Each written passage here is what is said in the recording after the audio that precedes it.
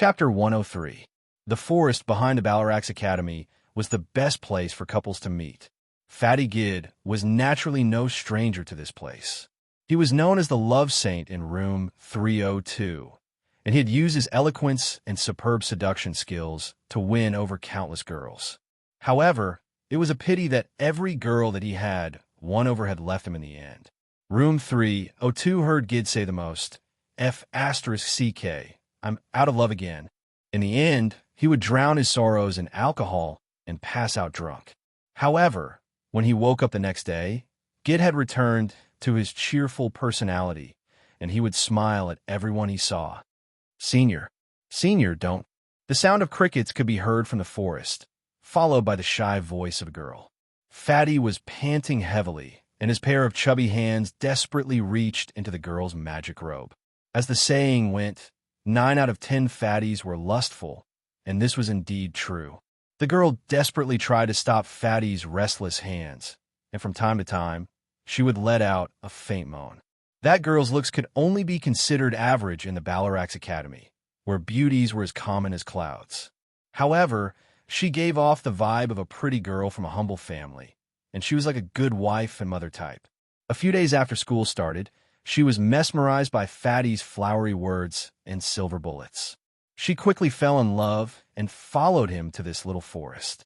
The afternoon sun was not blazing hot, and it shone faintly on the ground, making the little forest seem especially quiet.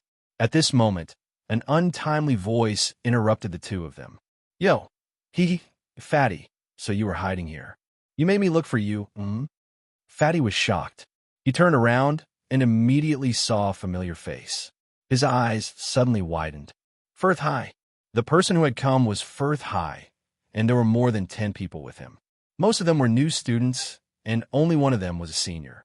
Firth High had a half-smile on his face. He glanced at the girl next to him, whose face was flushed red. Looks like we came at the wrong time. However, Fatty, I didn't expect you to fall for such trash.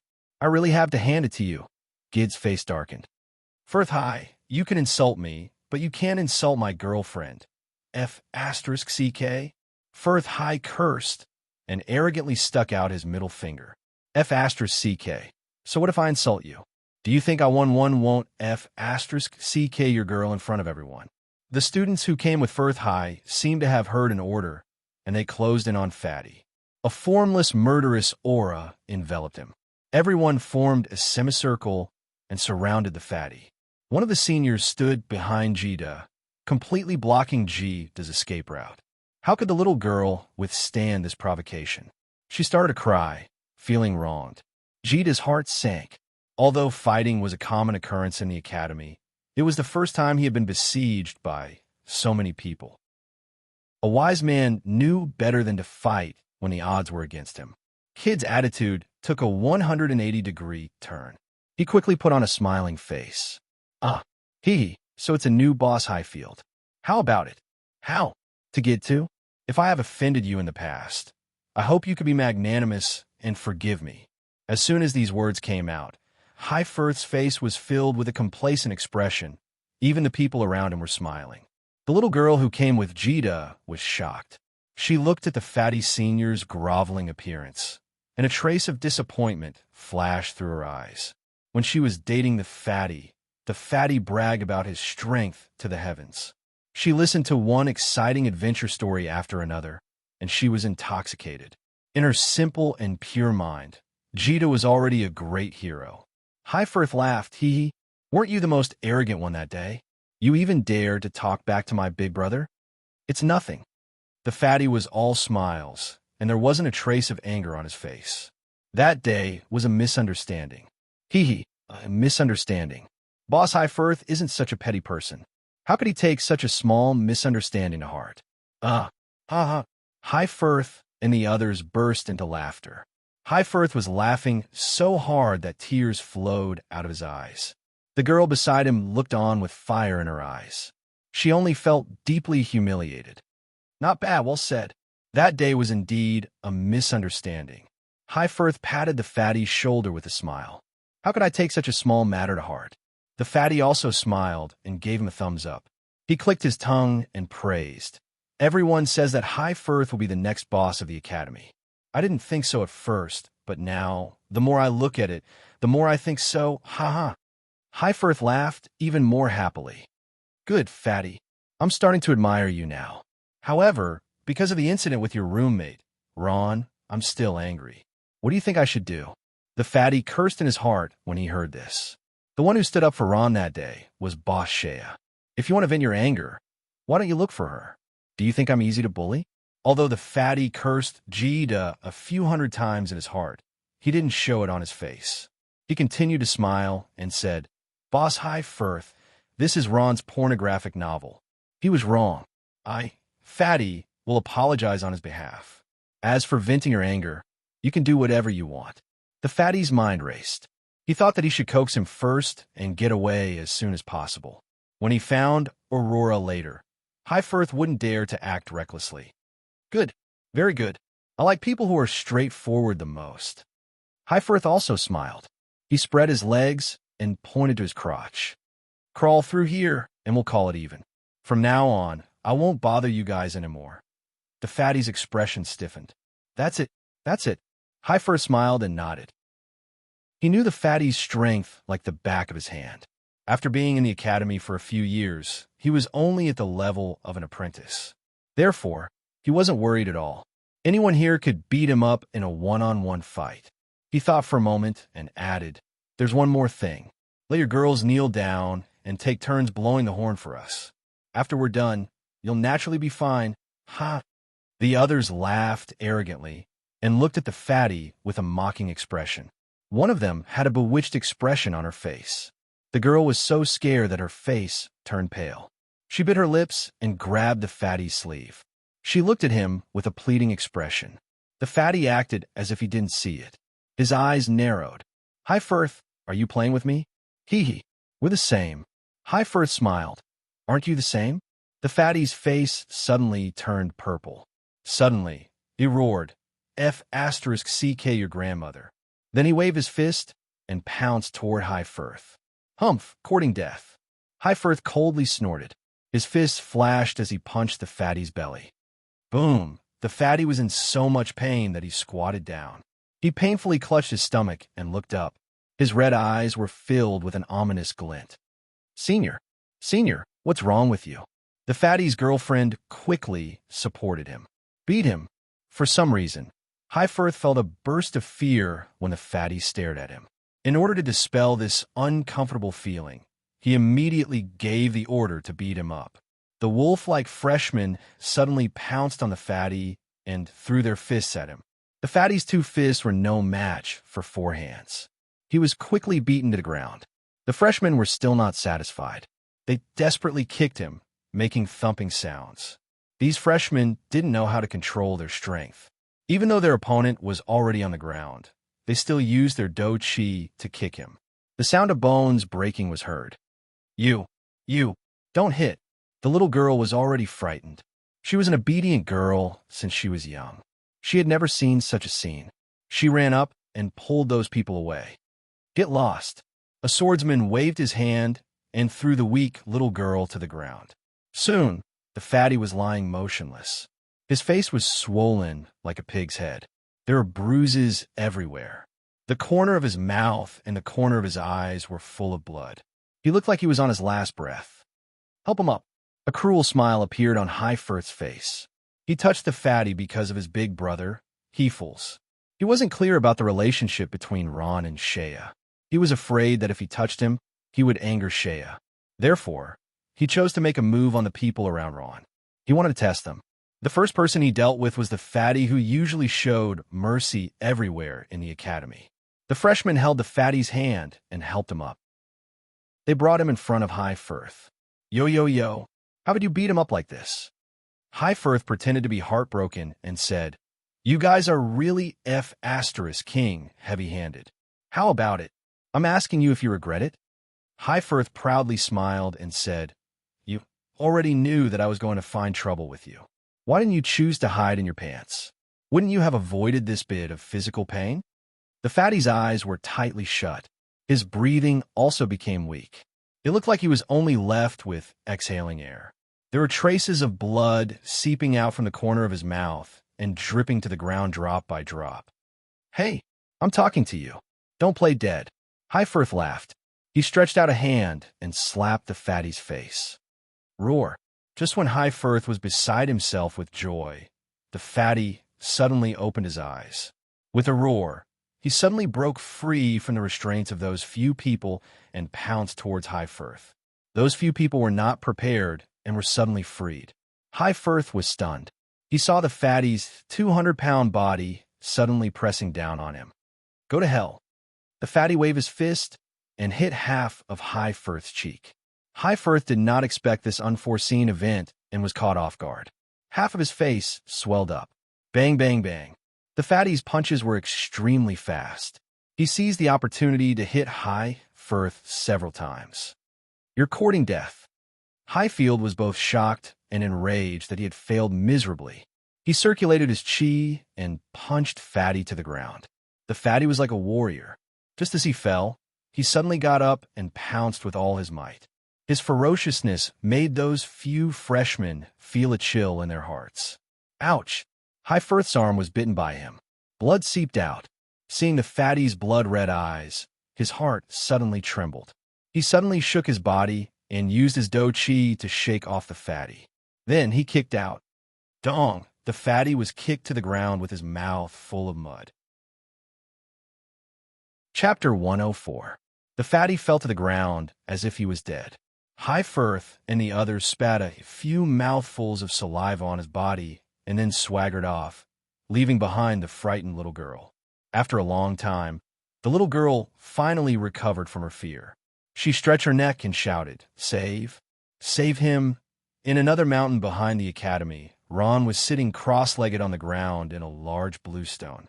His eyes were tightly closed as he entered a state of cultivation. Dark black soul force constantly twined around his body and gradually condensed into a small black ball. The small black ball constantly expanded and contracted in Ron's palm. Ron's soul force was growing little by little, although it was extremely slow. After a long time, the small black ball gradually shrank and turned into a small ball. Finally, it turned into a ray of light and disappeared. Ron opened his eyes and let out a long breath. My soul force has increased again, but I don't know why it's growing so slowly. If it continues like this, I don't know when I'll be able to break through to the master level. Breaking through to the master level and becoming an archmage necromancer had always been Ron's goal. According to Homelin, necromancers would truly transform after becoming a master-level necromancer. Their strength would increase exponentially. It was simply incomparable to when they were at the warrior level. However, what was the key to breaking through to the master level? Ron pondered. Grandpa Homelin didn't say anything about this. He changed his mind. Grandpa Homelin is already asleep. I think I shouldn't disturb him. Ever since that small disturbance, Homelin once again fell into a deep sleep in order to not affect Ron's cultivation. This time, Homelin was the one who took the initiative. He once said that a child under the protection of his parents would never be able to truly grow. Ron had always engraved these words in his heart. From now on, he would have to rely on himself for everything. Necromancer is a class that is weak in the early stages, but powerful in the later stages. I wonder when I'll be able to become an archmage of necromancers. I'm really looking forward to it. Ron couldn't help but daydream when he thought of archmage of necromancers. Forget it. I don't want to think about it. Strength can't be rushed. Ron took a deep breath, stood up, and prepared to go back. At this time, his stomach was rumbling with hunger. When he returned to room 302, a large group of people surrounded him from afar. They were all freshmen. When they saw Ron, they greeted him and consciously made way for him. Ron frowned. What happened? Why are there so many people here? When those people heard this, they fell silent. You look at me. I look at you. No one dared to be the first to speak. Finally, one of the freshmen whispered to him, Ron, second fifth brother, was beaten up. What? Ron couldn't suppress the shock on his face. He widened his eyes and looked at that person. His face was filled with killing intent. He said in a deep voice, Who beat him up? That freshman felt his hair stand on end under Ron's stare. I. I don't dare to say, hurry up and say it. Ron roared. He grabbed that freshman's collar. That freshman was frightened. I'll say it. It was Firth C. Firth C? Ron's eyes flashed with killing intent. He pushed that freshman and rushed upstairs. Ron pushed open the door of room 302 with a bang and walked straight into Fatty's room. The bed in Fatty's room was already crowded with people. When they saw him walk in, everyone turned their heads. Among them were Aurora, Lantry, Karachi, Manny, and the others. Other than that, there were other students. Although Fatty's strength wasn't much, he was very popular. After the incident, many people came to visit him. Second, fifth brother. Ron finally saw Jida lying on the bed. Jida's eyes were closed, and his body was covered in wounds. He looked miserable. His fat face was covered in bruises, and it was hard to tell what he looked like before. Firth. Ron's eyes were about to spit fire. He gritted his teeth and said the name word by word. Fatty was usually kind to others. He was generous and charitable. He was good at making friends with all kinds of people. He had a wide network in the academy. Who would have thought that he would be beaten up? Ron, calm down. Aurora stood up and said, anger won't solve the problem. The most important thing now is to heal Fatty. Yes, anger won't solve the problem. Ron took a deep breath and forced himself to calm down. When it came to healing, it would be best to find Priest Rum. But where was Rum? Ron looked around, but there was no trace of Priest Rum. Aurora seemed to have read his mind and said, I've already sent someone to inform Rum. He just went to class and is rushing back now. Speak of the devil.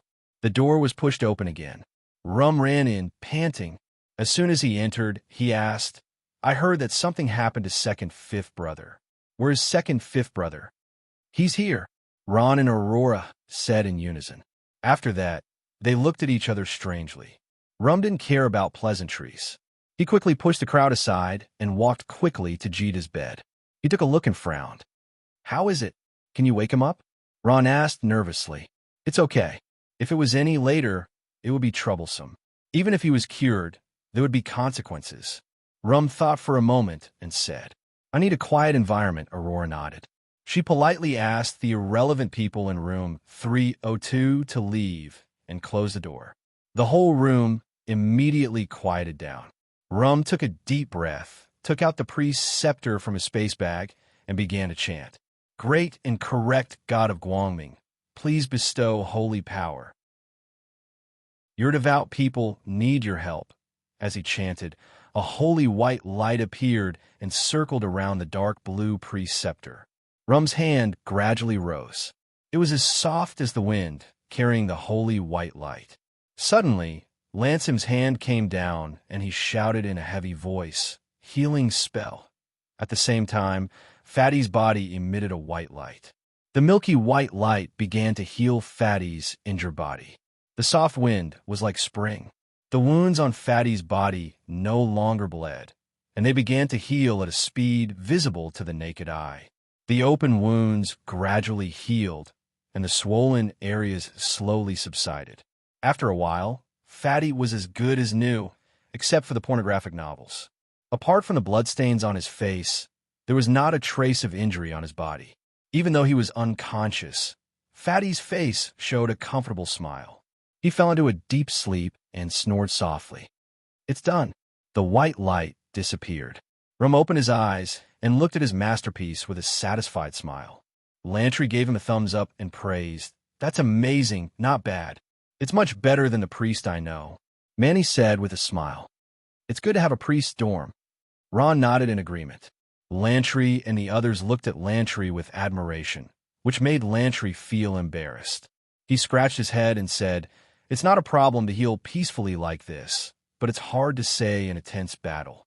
During the battle, I often can't even use my healing skills. It was because of this that Dorm 302 got a priest for free. If Rum was a qualified priest, he wouldn't have been given to Dorm 302. Ron comforted him. It's okay. It's all because you're too nervous. You can't use what you've learned. I've encountered this before. It'll be fine as long as I practice more. Rum sighed. I've been practicing very hard, but when it comes to tense moments, my mind goes blank and I can't think of anything. Ron nodded. This was a psychological problem, and no one could think of a solution in a short time. Why hasn't Fatty woken up yet? Aurora asked with a frown. It's like this. Rom explained. Fatty fainted because he was injured too badly. Although he's recovered now, he hasn't woken up yet. He'll be fine after some rest, Aurora nodded. I see. Everyone in the dorm looked at Kid quietly. They were silent for a moment, and no one knew what to say. Damn it! Lantry suddenly slammed the table. He was a straightforward person, and he had always been on good terms with Fatty. He scolded, Damn that Highfield. How dare he hit second fifth brother so hard? I won't let him get away with it, humph. Aurora snorted and scolded. You're only good at talking big. Lantry, let me ask you, can you beat him? This. Lantry was momentarily at a loss for words and fell silent. He naturally knew that he was no match for Highfield. Aurora wasn't wrong either. It was just that he couldn't bear to watch his friend get beaten up without being able to take revenge himself. Ron looked up and said with a gloomy look, Why don't I go? I can't promise anything else, but at least I can beat him down. You? Everyone was surprised and said in unison. Their eyes were full of disbelief. Forget it. Aurora smiled and said to Ron, Ron, this isn't something you can solve. Don't get involved. Let's handle it. Ron was speechless for a moment and couldn't help but feel helpless. He rolled his eyes and soon understood that no one believed in his strength at all. Even when he defeated Firth High, it was because of luck. Lantry muttered in his heart. They were all from the same dorm, but why was there such a big difference? Aurora was always nice to Ron. Second brother said that she had fallen in love with Ron. It seemed that this matter was most likely true. Lantry didn't dare to say it out loud. Aurora was thin-skinned and would fly into a rage if she heard it. Fatty didn't have a filter on his mouth and had been beaten by her several times. Aurora said in a deep voice, The root of this matter isn't Firth High, but his brother Heifels. You may not know, but the academy isn't peaceful now. In just a few days, several people have been beaten up, and it was all done by Heifels and his gang. Ron was shocked why. Chapter 105. Ron was shocked. How can that be? Doesn't the academy care? Care? Aurora stared at Ron as if he was a stranger. Don't you know that fighting is a tradition of the Ballarat's academy? Ron was silent. Anyway, Aurora stood up. Be careful during this period of time. Outside of class, try to return to the dorms as much as possible after class, and don't take a single step out. Ah, you mean that we have to endure it? Fatty's revenge is over just like that? Manny cried out in dissatisfaction. Then how long do we have to endure it? What can we do? Do you think we can defeat them? Aurora looked at her and said. Manny was silent. We have to at least wait until Mocklin returns. Aurora said. That's right. Lantry nodded. When Mocklin returns, he and Heifels will naturally have a fight. This way, we can have some peace and quiet. The next morning, Ron stepped into morning light and arrived at the necromancy major's classroom. He found that Vivian was already waiting for him. Good morning, Mentor Vivian. Ron bowed deeply. He had always felt respect for this mentor who had always believed in the existence of necromancy. Good morning, Ron. Vivian had a kind smile on her face. The more she looked at the student in front of her, the more satisfied she was. Not only was Ron extremely talented in necromancy, but he was also very courteous and respectful to her. He was also extremely diligent and would linger in the library every day after class. Although he was only a student, it still made Vivian feel a little comforted. Sometimes, Vivian couldn't help but think that with Ron's diligence and his impressive mental strength, it wouldn't be difficult for him to become a mage. Even a novice mage would be much stronger than a necromancer who had studied necromancy for decades. At least he wouldn't be looked down upon by others. However, Vivian swallowed her words every time she was about to say them. To be honest, she really didn't want to lose this student, her only student. As Vivian pondered, she stared at Ron for a long time. Ron couldn't help but feel a little strange. He thought that he hadn't washed his face in the morning, so he reached out and wiped his face. There was nothing wrong. He hurriedly asked, Mentor Vivian, what's wrong? Oh. Vivian quickly came back to her senses. She smiled and said, Sorry, I was thinking about something and got distracted. Ron, let's start now. All right, Ron said as he sat in the front row of the classroom. Since he was the only one in the classroom, he could sit anywhere. Vivian opened the book in front of her. All right, today, let's learn a new necromancy spell, Bone Assembly. Bone Assembly? When Ron heard this word, his heart skipped a beat. A scene that he had seen before appeared in his mind. A young necromancer had assembled messy bones into the shape of a bone dragon. Although it was lifelike, it didn't have much fighting power. He didn't expect that he would be learning this now. Sure enough, the necromancy spell that Vivian was talking about was the one that the young man had used. Although he knew that it was useless, Ron still listened carefully. Vivian's explanation was very detailed. She first explained the principle. With Ron's foundation, he quickly understood and immediately began to experiment. After a while, a bone dragon was formed in his hands. The bone dragon was very big, about 3 to 4 meters long. It looked quite mighty, but it was dull. Without the control of Ron's mental strength, it didn't move at all, just like a pile of fossils. Well done, Ron. Vivian's face was full of excitement. I only said it once, and you were able to do it.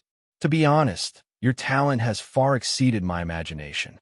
If you continue like this, your mentor will become a pornographic novel.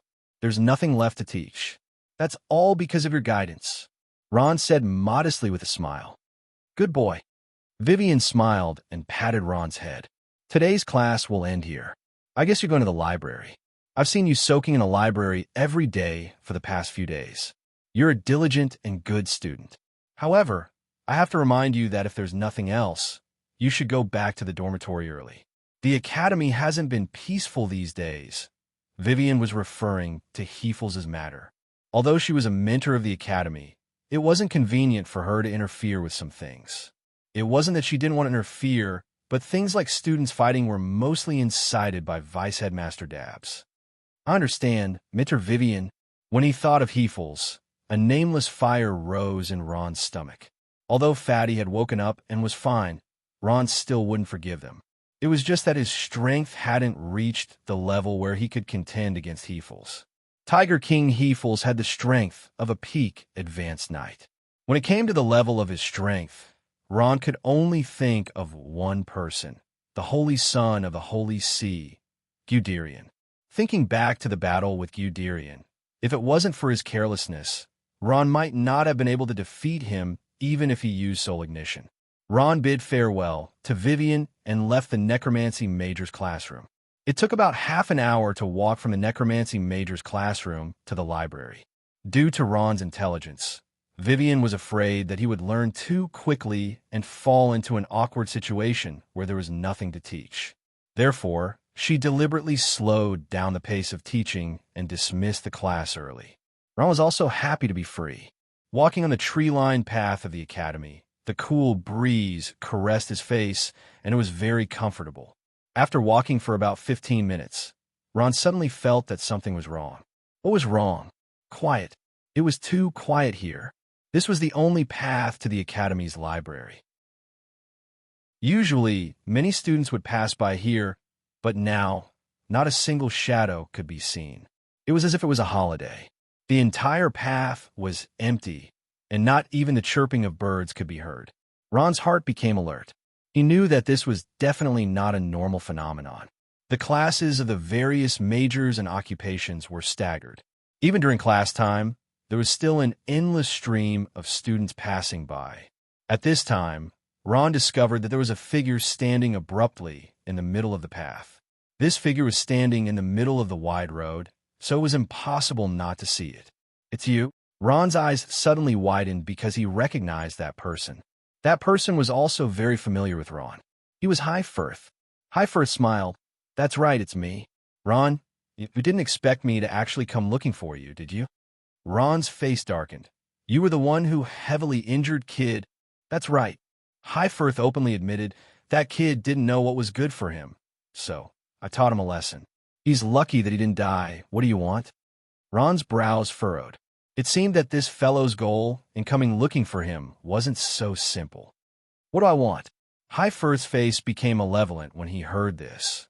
You used despicable means to win against me and made me lose face in front of my classmates. What do you think I should do? That's what you asked for, Ron calmly said. There's always a winner and a loser in a duel, but some people just can't accept reality. Highforth smiled darkly. Well said. Since that's the case, you're on your own.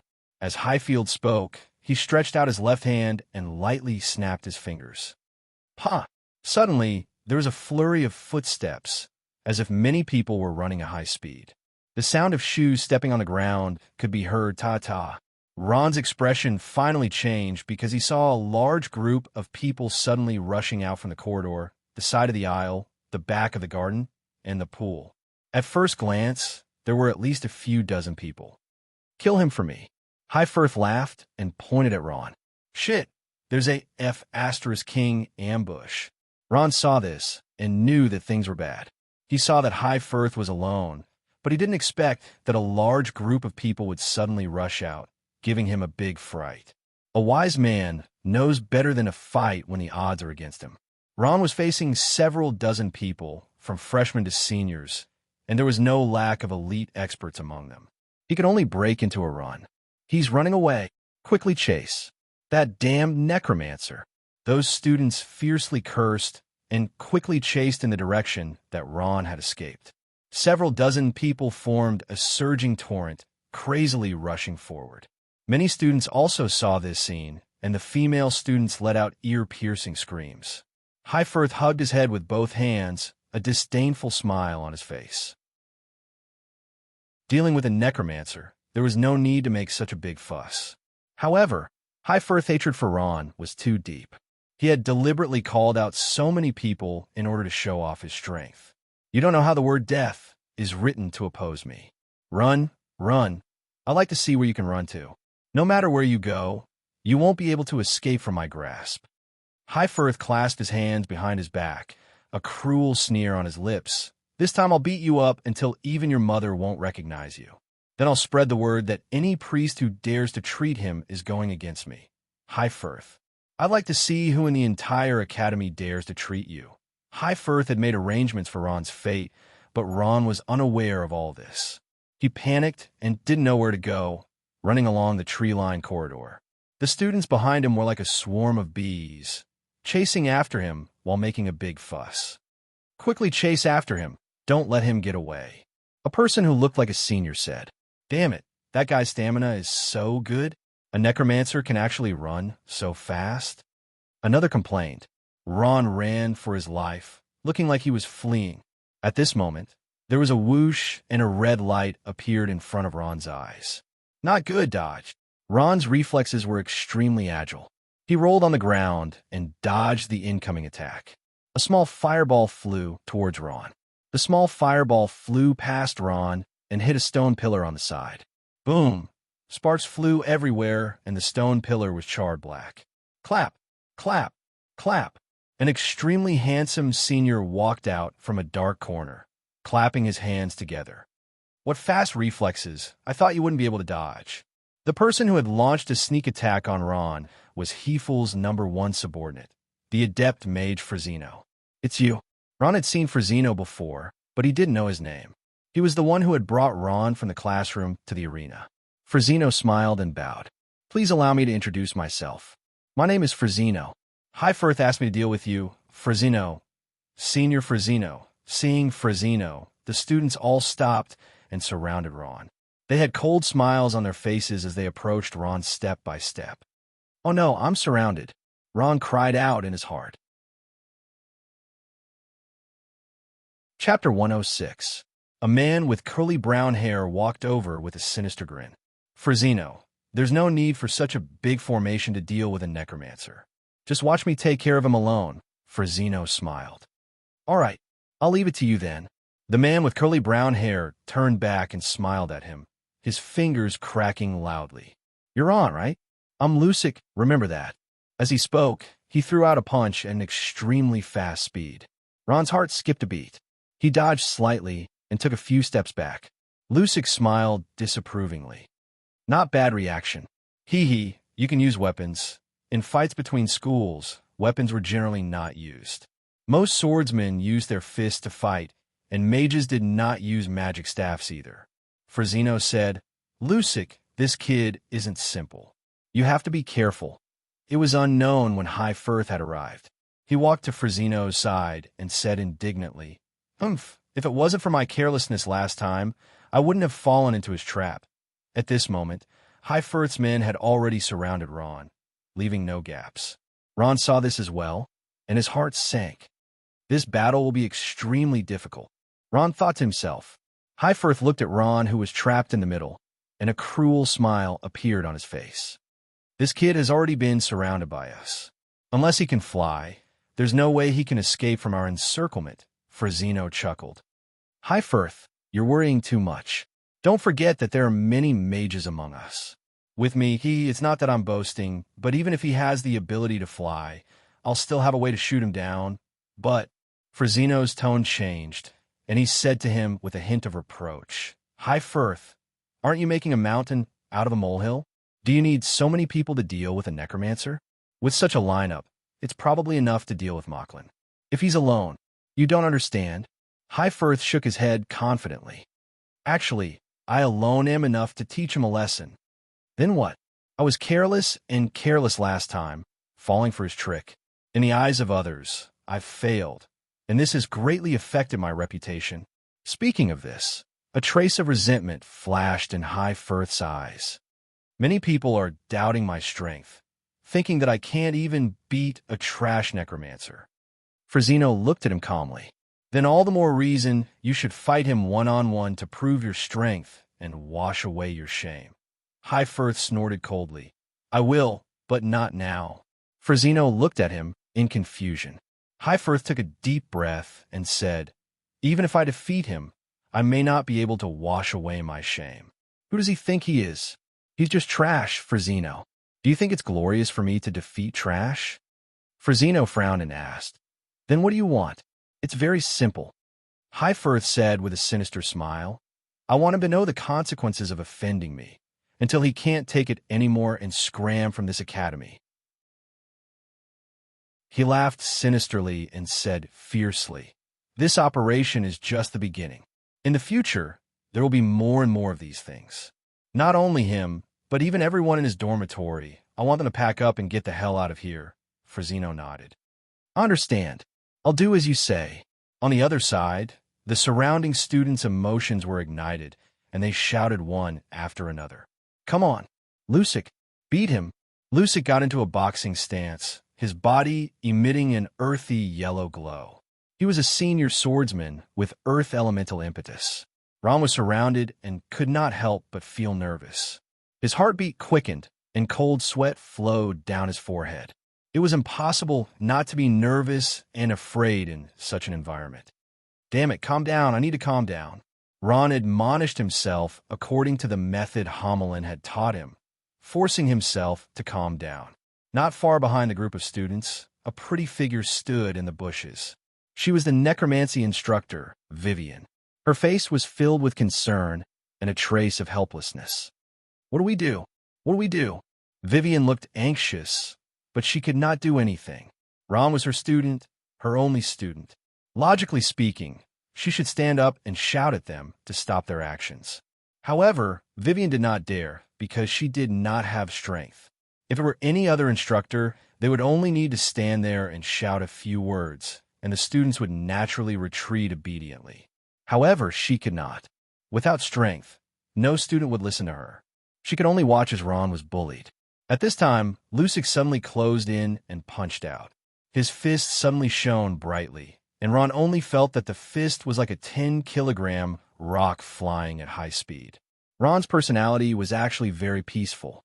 He did not like to fight with others. Most of the time, he would only fight when he had no other choice. Now that things have come to this, I don't have much choice. Let's fight.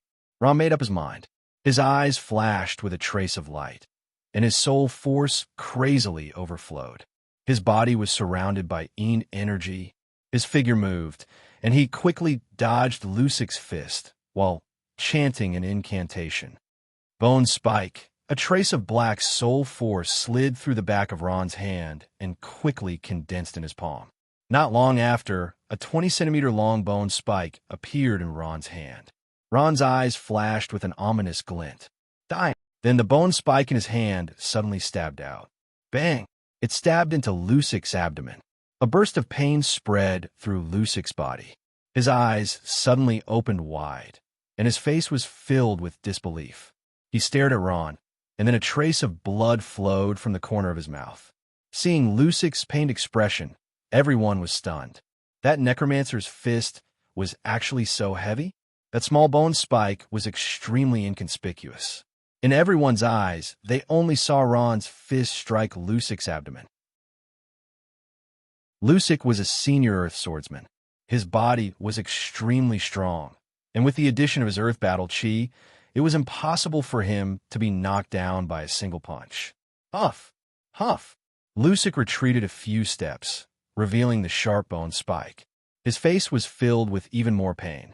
Blood slowly seeped out of his abdomen. What? He injured Lucic? That's impossible. Just with that small bone? The students are all shocked.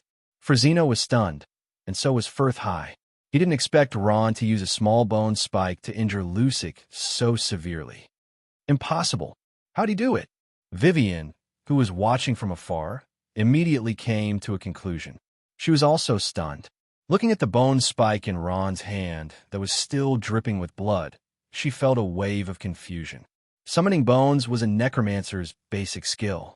Not to mention a small bone spike, even a bone dragon could be summoned by Vivian. However, the bones she summoned were similar to ordinary bones. They were extremely fragile and would break with just a little force. However, the bone spike in Ron's hand was as sharp as a dagger. Lucic stumbled back to Frazino's side, panting heavily. His blood-red eyes stared at Ron. Although his injuries were serious, they weren't life-threatening. He only needed a priest to heal him. Frazino's heart trembled. He sized up Ron, and only then did he discover a trace of danger from him. Damn it, this guy's strength isn't as simple as it seems. Frazino calmed down. He wasn't a simple-minded person. Bastard. At this moment, High Firth High flew into a rage. He wanted to humiliate Ron time and time again, but he failed every time. He had long since lost his patience. At this moment, he was so angry that he lost his head. He ignored Frazino and directly gave the order. Kill this bastard for me. Kill. The anger of the group of students was ignited. They were all 17 or 18 years old, and when they were impulsive, they didn't care about the consequences. They rushed towards Ron, and it was too late for Frazino to stop them. At this moment, Ron's mind suddenly became clear. A light flashed in his eyes. Come, since that's the case, I'll show you the true strength of a necromancer. In an instant, black soul energy erupted from Ron's body. Ron's pitch-black eyes turned green, and traces of black energy coiled around his body. Skeleton warriors. Ron clawed at the ground, and under the attack of the necromancy energy, the ground turned into black chunks. At this moment, white skeleton warriors crawled out from the ground.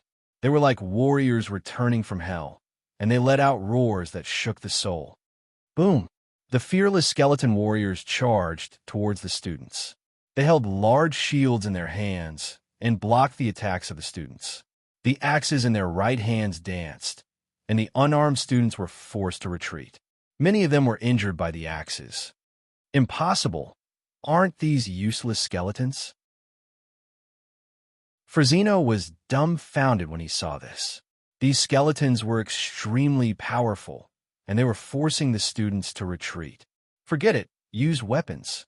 At this moment, Frazino couldn't care less. He took out his magic staff from his spatial bag and shouted loudly.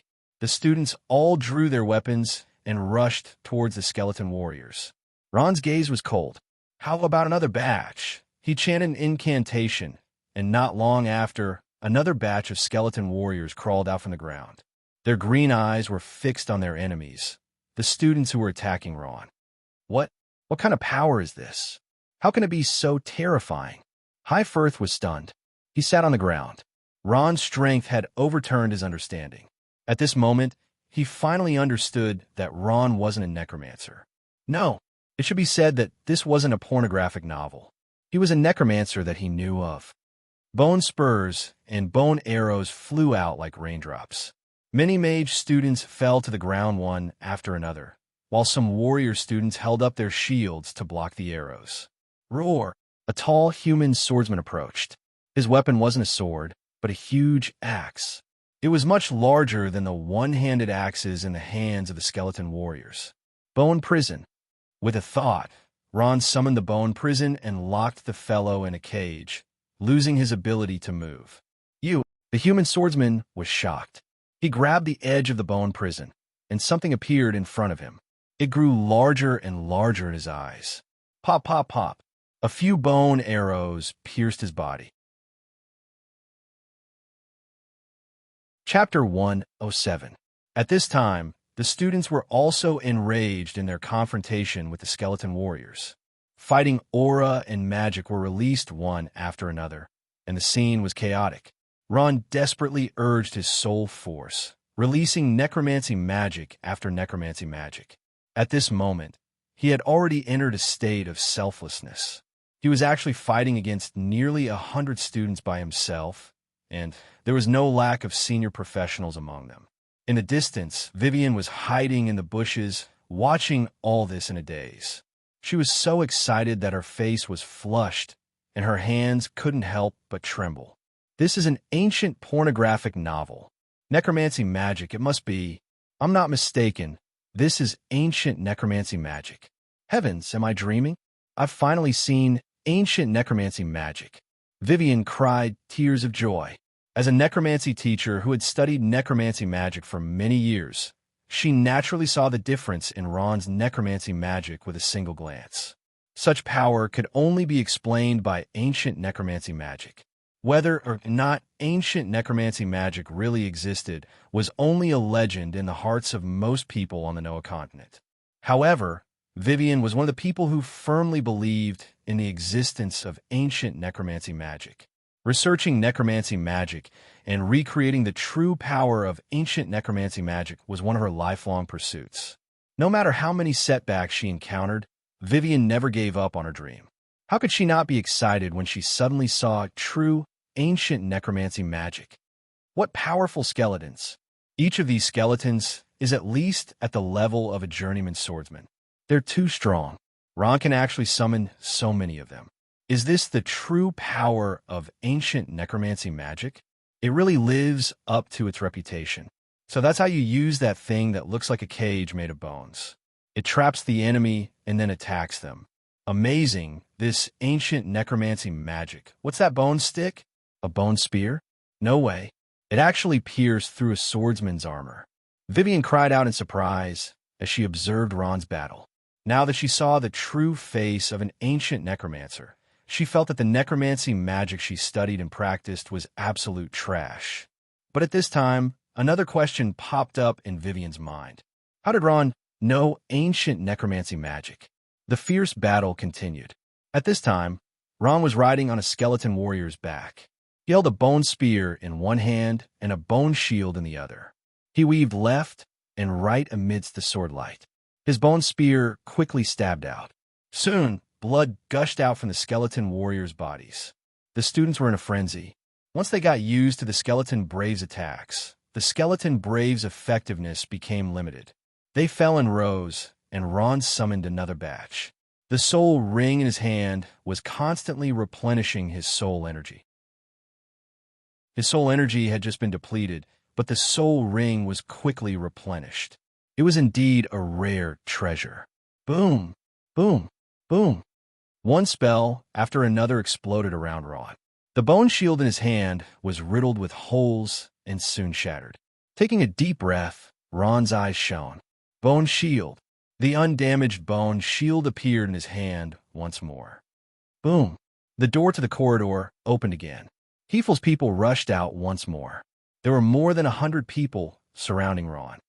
Is this Ron's true strength? Frazino was stunned. He watched as his people fell one by one under Ron's hands, an expression of disbelief on his face. This despicable guy. Firth gnashed his teeth in hatred. He was shocked by Ron's strength.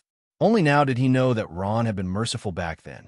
The difference in strength between him and Ron was too great. Ron's terrifying strength also shocked some of the students. How is this possible?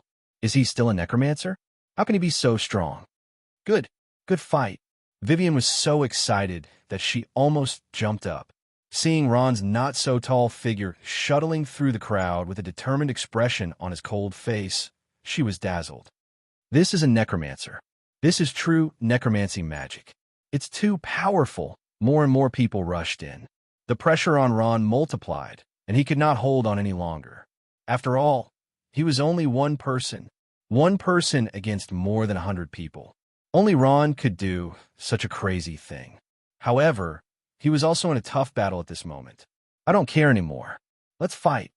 Ron's eyes were bloodshot, and the expression on his face became crazed. Undead from hell, the abyss. You are the master of all elements. Accept my summons and deal with my enemies. Skeleton magicians. Following Ron's incantation, a small group of skeleton magicians was summoned. There were about 30 to 40 of them. They wore tattered magic robes and held short-boned staffs in their hands. Their bodies were full of elemental power, and their green eyes swept over the enemies in front of them. Be careful. That guy is summoning something else. A student shouted in alarm. Unknowingly, Ron's strength had gained a recognition of the students. Panic spread. The originally fragile skeleton had become a demon from hell. Every action of Ron's made them extremely nervous. Skeleton warriors, raise your shields and protect the skeleton magicians. Ron ordered without hesitation. He knew that the skeleton magicians were not good at close combat.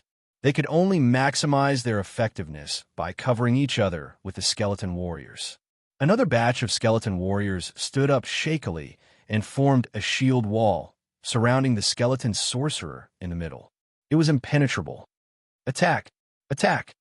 Without chanting, colorful balls of light appeared in the hands of the skeleton magicians. The balls of light grew bigger and bigger in their hands. In an instant, a series of spells rose into the air and attacked the people besieging Ron. Not good. It's magicians this time. A student in the crowd shouted in alarm. How is this possible?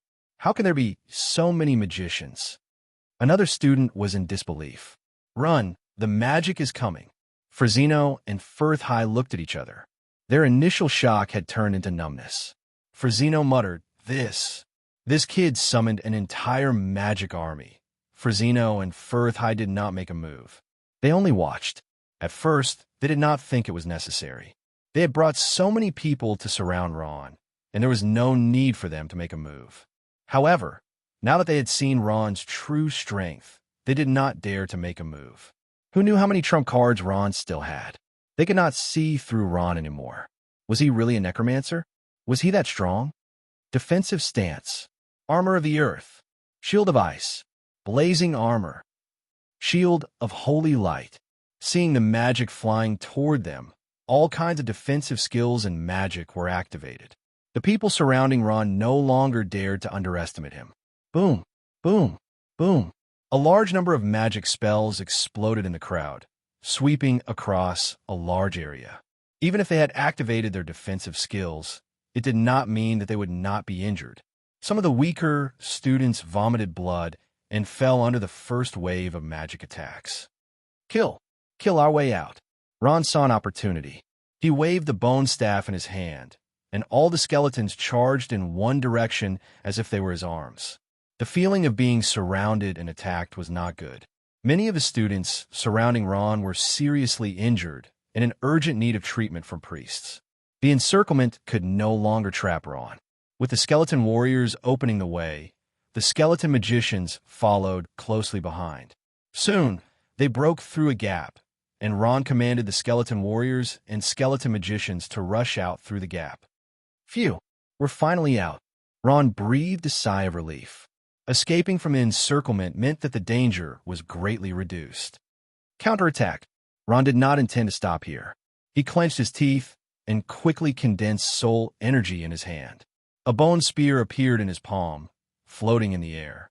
He swung his hand, and the bone spear exploded into the crowd like a meteor.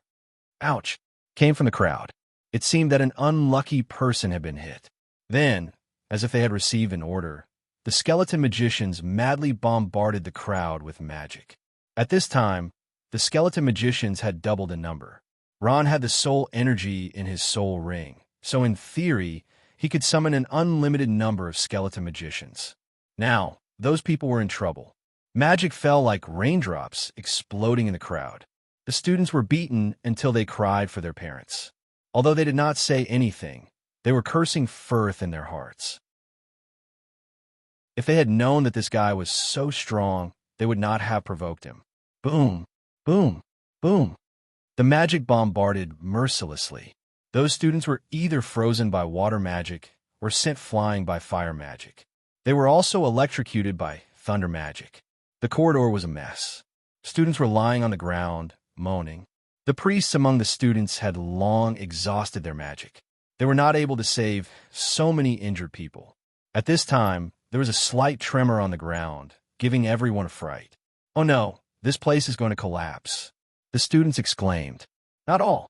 The corridor began to tilt, and cracks appeared on the ground. The ancient building could no longer withstand the fierce bombardment of Ron's skeleton magicians and began to collapse. Boom! Sections of the road caved in, and a loud sound was heard. In an instant, smoke and dust filled the air.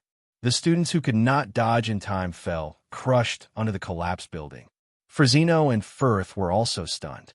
They dodged quickly and escaped, but they stood there, not knowing what to do. The scene was a mess. The moans and cries of injured students could be heard. Many people were buried under the rubble. At this moment, Ron stood there in a daze. His mind was blank, and only one sentence came to his mind. Chapter 108. The dusk in Balavax Academy was extremely enchanting. Half of the setting sun dyed the entire city red, and the streets of the academy seemed to be sprinkled with yellow gold. It was a serene and enchanting scene. However, it was a completely different scene in the office of Vice Principal Darbus. There were 20 to 30 people in Darbus's small office. They were all teachers of the academy, and many of them were old scholars who had taught for many years. They were all agitated as they argued about something. This Ron is truly despicable. He actually injured all of my students. This is simply unforgivable. Principal Darbus, if you don't give me an explanation today, I won't let this matter rest. An old woman wearing glasses, who was a high-level magus, shouted crazily. Her words were echoed by a large number of people. That's right. We can't let this matter rest. This is simply lawless. We should expel this student, Ron, from the academy. That's right. Expel. Those teachers were filled with righteous indignation. Even though they usually disagreed with each other, they were united and unanimously agreed to punish Ron. The glorious incident of Ron causing the corridor to collapse due to the fierce battle had already spread throughout the academy. Ron fought against more than 100 students alone, and in the end, the corridor collapsed, burying many students below. In this incident, nearly 80 people were injured, and 18 of them were seriously injured. Fortunately, no one died. Although no one died, the impact of this incident was very bad. The teachers of the students who were injured came from various departments, and after their own students were injured, they all came looking for Vice Principal Darbus to give them an explanation. Everyone was protective of their own, and the teachers of the academy were no exception. Darbus waved his hands and said anxiously, "I say, teachers, please be quiet." There were both male and female teachers, and they were all talking at once about pornographic novels. Darbus's words were drowned out in an instant. What else is there to say? Hurry up and deal with this jinx and give us an explanation. That's right. This kind of student is simply undisciplined. Leaving him in the academy is also a disaster. All kinds of arguments rose up again. Darbus's office was noisy like a market, and the noise made Darbus dizzy. Teachers, please be quiet and listen to me. Darbus finally managed to calm them down. After all, he was still the vice principal. He cleared his throat and said, "Teachers, this time Ron caused quite a ruckus. Not only did he destroy the corridor with hundreds of years of history, he also injured many students. He did not do this matter, and I will deal with him as soon as possible and give everyone a satisfactory answer." Dabbs was the first to find out about the incident after it happened. Apart from being shocked, he was still shocked. He was shocked that a trashy necromancer had actually defeated nearly 100 students by himself. What kind of level was that? To be honest, Darbus was a little impressed. This was a real F***king genius. Those so-called specially recruited students were simply too weak compared to a necromancer like Ron. Darbus's first order was to protect Ron at all costs. He ordered people to put Ron in confinement. In name, it was confinement, but in reality, it was to protect him. Otherwise, those angry teachers would tear this troublemaker Ron apart. But now, Darbus's office was completely blocked by those teachers. My goodness, this Ron could not be protected. He had angered everyone. This was not a small matter. Aurora wasn't wrong. Fighting was a tradition of the Balarax Academy, and the goal was to cultivate the spirit of martial arts in the students.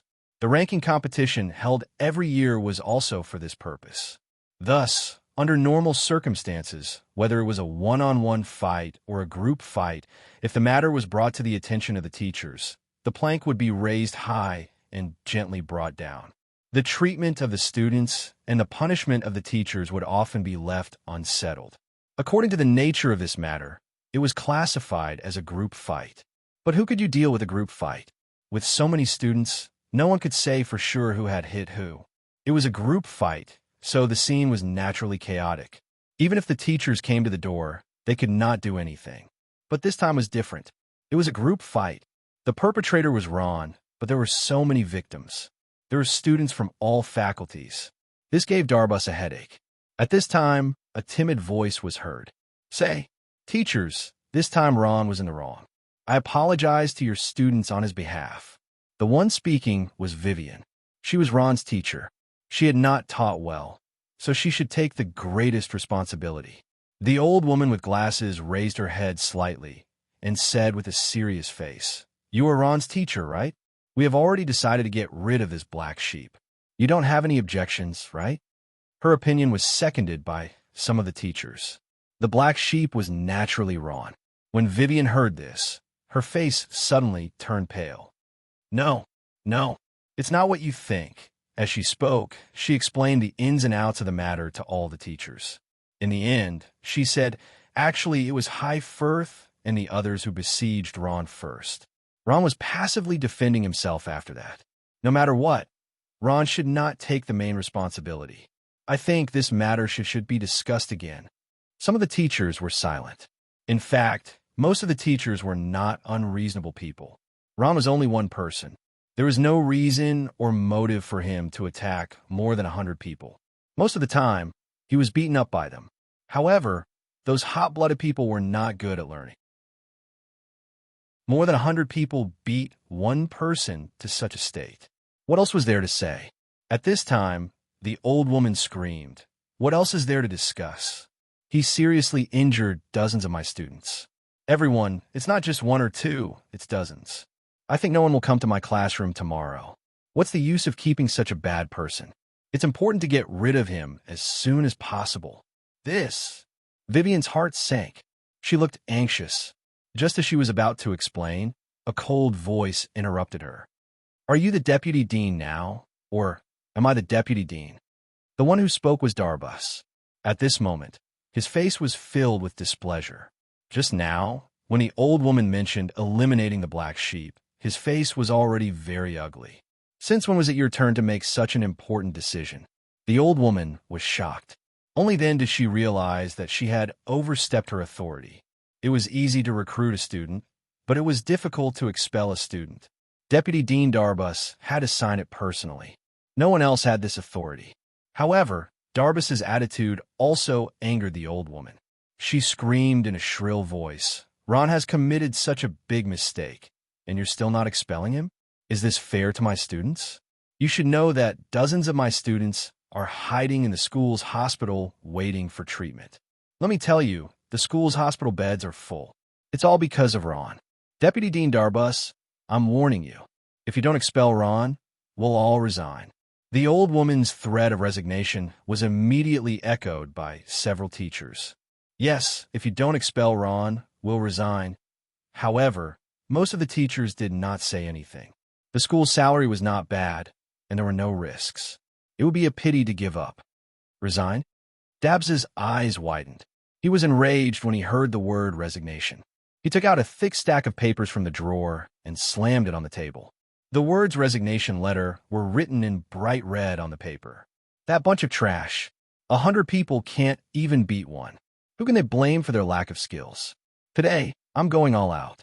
Whoever wants to resign, take a piece of paper here. Write it down and hand it to me. I guarantee that it will definitely pass. I want shortchange your salary. Darbus's unyielding attitude shocked all the teachers. Everyone was as cold as ice. No one dared to say anything. Even the old woman shrank back and did not mention the matter of resignation again. Darbus had achieved his goal of frightening them. Although he looked serious, he was secretly pleased. The deputy dean's title was not bad. A higher official could suppress people to death. Teachers. At this time, he softened his tone and said, "It's not that I don't want to deal with Ron. Indeed, Ron has committed a big mistake. However, his strength is obvious to all. I know that he learned necromancy magic when he entered the school, but I didn't expect the necromancy magic he learned to be so powerful. As for how to deal with Ron, this matter is too big. I can't make the decision. In my opinion, the dean will be coming out of seclusion in a few days. It's better to ask the dean about this matter." Dabbs was indeed a sly old fox. He was tough on one hand and soft on the other. He managed to protect Ron, and then used the name of the dean to suppress them. The group of mentors stopped making a fuss. If it was another person who had angered so many mentors, no matter how much of a genius that person was, he or she would have to scram. After persuading the mentors, Dabbs lowered his attitude and politely sent them out. Even to the old woman, he didn't mention the resignation letter again. The old woman tactfully didn't mention it either. Just like that, the matter was suppressed. Have you heard? Ron fought against more than 100 people from the Heifels alone and defeated them. How powerful! A student said. I heard that it even alarmed the higher-ups of the school. Now, the dean has personally come out to deal with this matter. More than 100 people? It was clearly 1,000. The Heifels sent more than 1,000 people to besiege the necromancer Ron. Ron summoned more than 10,000 skeletons and defeated them. I heard this from an eyewitness. Another student said, "No, it was clearly 10,000. No, it was 100,000. Trash. Do we have 100,000 students in the school? Are you out of your mind? You." Chapter 109. Dormitory 302 was in a mess. Many people had just been there, and the dormitory was like a wet market. After sending those people away, the entire dormitory was quiet. Before they could tidy up, Aurora called everyone for a meeting. There was a simple table surrounded by a few sofas. A few people in Dormitory 302 called for a meeting according to Aurora, mainly to discuss Ron's matter. Aurora let out a long sigh. We all misjudged him back then. This guy hid it from us so bitterly. He clearly has such powerful strength, but he didn't even mention it. Lantry nodded. No wonder Shea said that she wanted to take revenge on Ron. I was puzzled at the time. With Ron's strength, how could he possibly have a grudge with Shea? It seems that all of this has been solved. Karachi clapped her hands and said, "This is great. Our dormitory has one more powerhouse. Yes." Jita said with a smile. A powerhouse who can fight against 100 people is in our dormitory. It's very honorable. In the past few days, many bosses have come to me personally to ask about it, and they've been very polite to me. I, Fatty, have never been so honorable in my life. Manny covered her mouth and laughed. This guy hit it really well. However, Lansim had a thoughtful expression. However, what I find strange is that guy is only a necromancer. Where did he get such powerful strength from? I really want to see how he fights with my own eyes. What a pity! Aurora coldly snorted and said, he caused such a big trouble that Vice Dean Dabbs personally ordered him to be locked up in the dungeon. Otherwise, I would definitely drag him out to compete with me. I want to see how powerful this fellow is. Aurora was annoyed that Ron had hidden his true strength from her. Manny glanced at her and said, I heard that this matter was quite big. Many students were injured, and their mentors blocked Vice Dean Dabbs' office. Although Dabbs imprisoned Ron, Maybe it was to save him. Aurora said unhappily. How could Dabu be so kind? It seemed that she did not have a good impression of Dabu. Lantry smiled. This is great. Our dormitory has one more strong person. There's hope for the ranking tournament. At least we won't be at the bottom. Not at the bottom? O'Rua glanced at him. Is that all you've got? These words made Lanteri's face turn red, and he was speechless. To only hope that he wouldn't be at the bottom, this kind of mentality was really lacking. At this time, Karachi rested her chin on her hand, blinked, and said, "Do you think Ron will be fired after this incident is so big?" When Karachi said this, everyone became nervous. After these days of getting along, they all regarded Ron as a member of their dormitory. Coupled with his powerful strength, naturally, no one wanted him to be expelled. "I don't think so." Pastor Lonson muttered, pushed up his glasses, and said, "Although Ron caused a big disaster this time, destroying the century-old corridor and injuring nearly 100 students, this also proved Ron's strength. People with such strength will be welcomed wherever they go. The Academy naturally won't do something like destroying the Great Wall." "Really? Are you sure?" Kid jumped up in joy. "My feelings are usually not wrong," Lonsam said with a smile. "That's great." Kid, Lantry, Karachi, and the others clapped. "What's so great about it?" Aurora said unhappily. "This guy hid it from us for so long. When he comes back, we must teach him a lesson." In the dark and damp dungeon of the Balarax Academy, there were traces of light. From these lights, one could tell whether it was day or night. Dabbs didn't go back on his words. He really imprisoned Ron in this dark dungeon. The dungeon was very dark and damp. Balls of water dripped from the walls, and from time to time, the squeaking of mice could be heard. A spider web hung in the corner for a long time, and the spiders on it were as big as a human's palm. Ron grew up in a difficult environment and didn't feel anything about it. The only thing he felt guilty about was the big disaster he caused and didn't know how to deal with it. Alas, this is bad. I hope those people are fine, Ron thought to himself. Thinking back, he felt a trace of regret. They were all classmates, so there was no need to be so heavy-handed. However, the situation at that time wasn't his choice. After causing such a big disaster, I'm afraid I'll be expelled, Ron thought self-deprecatingly. But this is also good. According to Grandpa Homelin, it's good to travel to other places and broaden one's knowledge. Unfortunately, there are still many things I don't understand. There are many books in the library that I haven't read. I've only read half of World of Warcraft. Alas, forget it, forget it. Let him do whatever he wants. No matter what, I'll accept it. Ron patted his head in annoyance and sat down. Since I'm here, I'll just take it as it comes. If I have time, I'll cultivate and increase my strength. Ron sat down cross-legged and closed his eyes. Soon, he entered a state of cultivation. His 5 fingers formed a claw, and a surge of soul energy crazily gushed out. His whole body was surrounded by Yin Shi, and the small black ball of light in his hand was floating up and down. The black ball of light contained an extremely powerful soul energy. By releasing it, he would exhaust his soul energy and then condense it again through a unique cultivation method. Cultivation was very boring, but compared to the cultivation of warriors, it was very comfortable. Warriors needed to temper their bodies and strengthen their physique so that their bodies could contain more energy elements. However, mages and necromancers would just sit there and do nothing. Sometimes they would just sit there and do nothing for several days. It was very boring.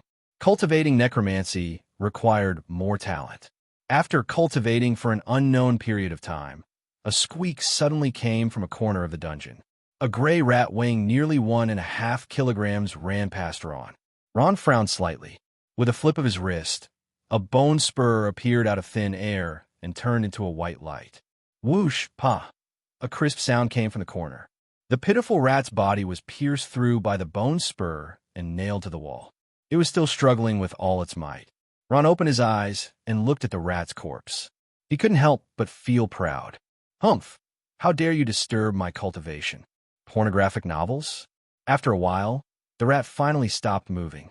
At this time, Ron's gaze fell on the wall where the rat was nailed, and his eyes widened in surprise. What is this? He saw a small hole in the wall where the rat was nailed. Ron's eyes were extremely sensitive even in the dark. He knew that this was definitely not a normal phenomenon. He came to the wall and reached out to take the bone spur and the rat's corpse. This dungeon had been here for an unknown period of time. The stones on the walls had long been mottled and peeled off. Ron's hand lightly touched them, and large pieces of stone fell down. What is this? Ron seemed to have discovered a new continent. He saw that on the mottled walls there was a hard material. It was neither gold, nor wood, nor stone, and it was cold to the touch. A wooden handle attracted Ron's gaze. He didn't even think about it. He couldn't help but put his hand on it and gently pulled it down. Ka-ka-ka! A crisp mechanical sound startled Ron. The mechanical sound was extremely ear-piercing. It was as if it hadn't been activated for a long time. It was rusty. After a slight vibration, Ron's eyes widened in surprise. He saw that in front of him, half of the wall had sunk in. There was a huge hole. In the hole, there was a long staircase leading down. He couldn't see the bottom. Is this the legendary secret room? Ron's mind raised a question mark. The hole gave off a gloomy feeling. He stood in front of the hole and felt a bone-chilling cold. Why? Why is my heart beating so fast? For some reason, Ron felt his hair stand on end. The gloomy hole gave off a dangerous smell. A cold wind blew, and he couldn't help but shiver. Should I go in or not? At this moment, Ron couldn't help but hesitate. The dark hole was like a monster opening its mouth and wanted to swallow him whole. If only Grandpa Homelin was here. At least he could give me some ideas. Ron let out a long sigh. He missed Grandpa Homelin. After much consideration, Ron finally couldn't hold back his curiosity. He walked down the stairs step by step. He thought that even if there were any accidents inside, he could deal with them with his strength. The stairs were very dark. Ron could only barely see some things by using his necromancy magic's night vision ability to the maximum. He held onto the stairs and walked down step by step. Every step was very careful. Ron's heart was beating nonstop. His palms were covered in sweat. With every step he took, he felt that he was getting closer and closer to danger. It was as if something was waiting for him in front. The descending stairs seemed to have no end. After walking for an unknown amount of time, Ron's footsteps suddenly stopped. He discovered that he had reached the end. That's it. Ron looked around blankly. He couldn't find a way out, but the fear in his heart grew stronger and stronger. His hand kept groping around the wall. Suddenly, he touched a hard, protruding object. He reached out and pushed it. At this time, he heard a series of mechanical sounds. Zap, zap, zap. The stone door was slowly pushed open, revealing traces of light. Ron used his hand to block the sudden light. In the pitch-black environment, the sudden appearance of light made him unable to open his eyes, even though the light wasn't glaring. Through the gaps between his fingers, Ron finally saw what was in front of him. It was an extremely hidden basement. The glaring light came from the luminous pearl on the ceiling. Under the luminous pearl's radiance, a stone coffin lay quietly. It was the only thing in the entire basement. There was nothing in the clean and tidy basement except for the stone coffin. Chapter 110. The ancient sarcophagus exuded a heart-palpitating power, and Ron's uneasiness grew stronger and stronger. He took a deep breath and tried his best to suppress his wildly beating heart. Since I'm already here, let's see what's inside the sarcophagus. Ron slowly approached the ancient sarcophagus and pressed his hands flat on the sarcophagus lid. With a sudden force, the heavy sarcophagus lid was slowly lifted, revealing a small gap. A foul air seeped out, causing Ron to cough a few times. Up! Ron shouted loudly and used all his strength to pull open the lid of the entire sarcophagus. Rumble! With a loud sound, the lid fell to the ground, filling the air with smoke and dust, causing Ron to cough for a while. When the smoke and dust dispersed, Ron forced his eyes open. With the help of the night illumination pearl's light, he finally saw the thing inside the sarcophagus. But the thing in front of him shocked him. He finally found that uneasy feeling, which came from inside the sarcophagus. What was inside the sarcophagus? A corpse. This was normal, but this corpse was headless. The corpse's upper body was naked, revealing strong muscles. The lower body was only wearing a pair of trousers. Its 4 limbs and hands were complete, but it was missing a head. What puzzled Ron the most was that the dust on the sarcophagus showed that it was old, but the headless corpse in the sarcophagus looked like it had just died. Not only were its muscles still there, but they were the same as when it was alive. The bronze muscles had a yellow luster. Strange. It seems that this sarcophagus is at least many years old. Why hasn't the corpse rotted yet? Ron felt strange. Normally, a corpse placed in a sarcophagus would become a pile of bones in a few years. Could it be that it's not dead yet? A thought suddenly popped into Ron's mind, causing him to jump in fright. He boldly reached out and touched it. It was cold to the touch. It had indeed been dead for a long time. Only then did Ron secretly heave a sigh of relief. It was truly inconceivable that a person could not die without a head. However, when he thought about it, wasn't it even more inconceivable that a headless corpse would not rot after so many years? The headless corpse lying quietly in the sarcophagus seemed indescribably strange and terrifying. What a familiar feeling. What is this feeling? Why do I feel fear? Necromancers were a profession that dealt with corpses. Ordinary people might be afraid when they saw corpses, but necromancers were not. But this corpse was different. It made Ron, a necromancer, feel fear, and that fear came from the bottom. Suddenly, Ron slapped his head. That's right, I remember now. The divine power of death. That kind of fear, it's just like the palpitating power of death. His gaze fell on the headless corpse. Why? Does this corpse also have divine power? Ron's eyes suddenly widened. Could it be? The answer was obvious. God. Apart from a god, who else could have divine power? Ron's breathing had become extremely hurried. He looked at the headless corpse in the sarcophagus in disbelief. The corpse in front of him was actually a god. It's a pity. If only Grandpa Homelin was here. He's experienced and knowledgeable. He must know a lot of things. He might even know the origin of this corpse. Ron thought. He could not help but miss Grandpa Homelin. A few days ago, Homelin had been hibernating in the crystal coffin in the soul ring. He had not come out for many days. His beating heart calmed down a little. Ron carefully looked at the corpse in front of him. The severed head seemed to have been cut off by some divine weapon. The cut was very smooth, and the bright red flesh inside could be faintly seen. What a powerful sword. I just don't know who did it. To be able to cut off a god's head with a sword, this guy's opponent is really not simple. Ron thought silently. Lamenting the unfortunate fate of the person in the sarcophagus, Ron stood up and looked around. The entire tomb was empty. There was nothing else except for the sarcophagus. Ron could not help but feel a little disappointed. After spending so much time to come here, he was destined to return empty-handed. According to those third-rate night novels, there were always treasures in the basement. It seems that there's still a big difference between novels and reality. He laughed at himself. He stood up and prepared to leave. Just as he took a few steps, his heart suddenly moved. Wait a minute. Ron suddenly turned around and stared at the headless corpse on the ground. His eyes lit up. Could it be that this god's corpse was not the greatest treasure? His heart suddenly flashed with the corpse refining array that Homelin's grandfather had taught him.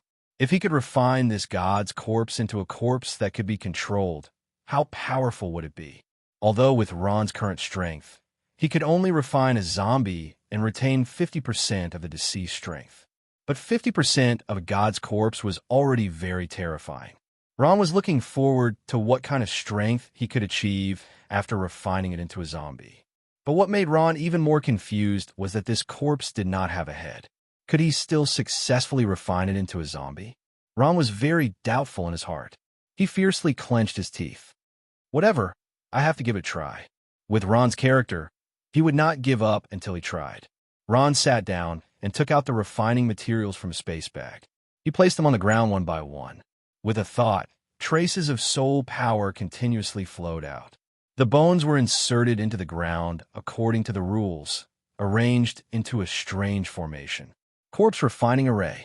After more than half an hour of struggle, the complex and mysterious corpse refining array was finally completed. Then, Ron ran to the side of the stone coffin and dragged out the headless god's corpse. He placed it in the eye of the corpse refining array and then waited quietly. Why is there no reaction? Could it be that the magic array is wrong? After waiting for more than half an hour, there was no reaction at all. Ron could not help but scratch his head. Suddenly, Ron patted his head. Oh, right, I remember. Grandpa Hummelin said that the corpse refining must be done at night, after 12 o'clock. In the gloomy basement, it was impossible to distinguish between day and night. Ron also did not know what time it was. If the corpse refining array was not working, then it was undoubtedly daytime. Ron had no choice but to sit down and wait for a long time. Time passed minute by minute. Finally, night fell. The magic array was suffused with traces of light. It's coming. Ron's heart was filled with ecstasy. He carefully suppressed the excitement in his heart. He stood up and stretched out his hand to press on the two eyes of the array. A powerful soul power crazily poured in. The corpse refining array finally began to operate. At this time, Ron felt that his soul power was crazily being sucked dry. He was shocked. What? This corpse actually absorbed so much of my soul power? Not good. In this way, I will soon be sucked dry. The absorption of the corpse refining array continued. Ron was shocked. He wanted to pull his hand out, but he saw that his hand was firmly attached to it. He couldn't move even if he wanted to. Ron's forehead was full of cold sweat. He felt a trace of the threat of death. This corpse required an enormous amount of energy to be refined into a zombie. His soul power was simply unable to support it. Next, this corpse would absorb his flesh and blood until he was completely sucked dry. His heart sank. There was only one thought in his mind: it's over.